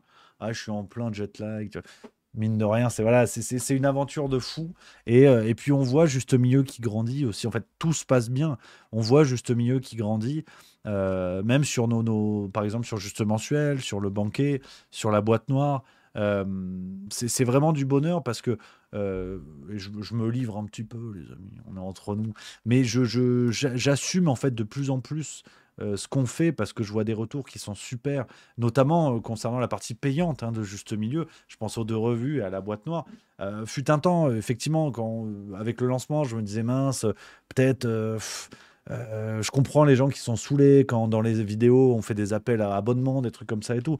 Mais quand je vois en fait les retours, et notamment dans le spectacle, les retours des gens qui sont contents des revues, qui passent des bons moments, qui les attendent pour lire, pour machin et tout, je me dis, bah, en fait, ouais, ça tient la route ce qu'on fait, on est fiers de notre boulot. Oui, c'est payant parce que bah, on envoie plein de trucs gratuits, on a besoin de ça pour constituer l'aventure. Si on fait le spectacle aussi aujourd'hui, c'est parce qu'on a des reins solides financièrement pour financer tout ça. Et en fait, je suis super fier, quoi. Je suis super fier de ce qui se passe. On a une entreprise, Juste Mieux, c'est une entreprise, on crée ce truc-là, on développe ce truc-là avec nos petits bras. Et je suis super heureux, quoi. Et j'ai l'impression que y a des gens pas contents, ça arrive, c'est normal, et on fait tout pour y en ait le moins possible, mais ça fait partie du jeu. Et aujourd'hui, voilà, c'est fou de dire, en plus, il y a le spectacle et la cerise sur la cerise sur la cerise sur le magret, sur le canard. Et je suis vraiment heureux comme tous les amis. Donc c'est fatigant, c'est un rythme, c'est un machin, mais je suis trop content. Je suis trop content. Donc non, j'ai pas une seule seconde envie de me plaindre. Je réalise mon rêve, tu vois, demain, là, dans 1 heure pile poil, dans 24 heures pile poil, je serai en train de me chier dessus avant d'aller sur scène. Alors ça va 21h30, on a un peu le temps, mais je suis trop content, quoi. Je suis trop content. Je vais rencontrer des copains là de Twitch qui sont là. Je retrouve des copains de Toulouse qui sont au spectacle. Enfin, c'est du bonheur, c'est du bonheur. Et tous les jours, il y a des trucs de fou. Aujourd'hui, je recroise mon Joris. On s'est pas vu depuis je sais pas combien d'années. C'est extraordinaire, tu vois. Puis je fais des nouveaux copains de Twitch.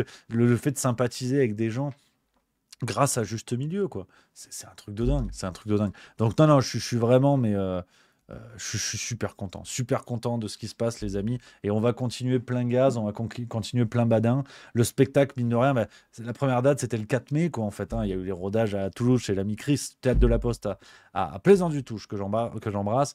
Et donc, ouais, c'est mine de rien, là, demain, ça fera, et avec Fréjus, on va faire 12 dates en 2 mois.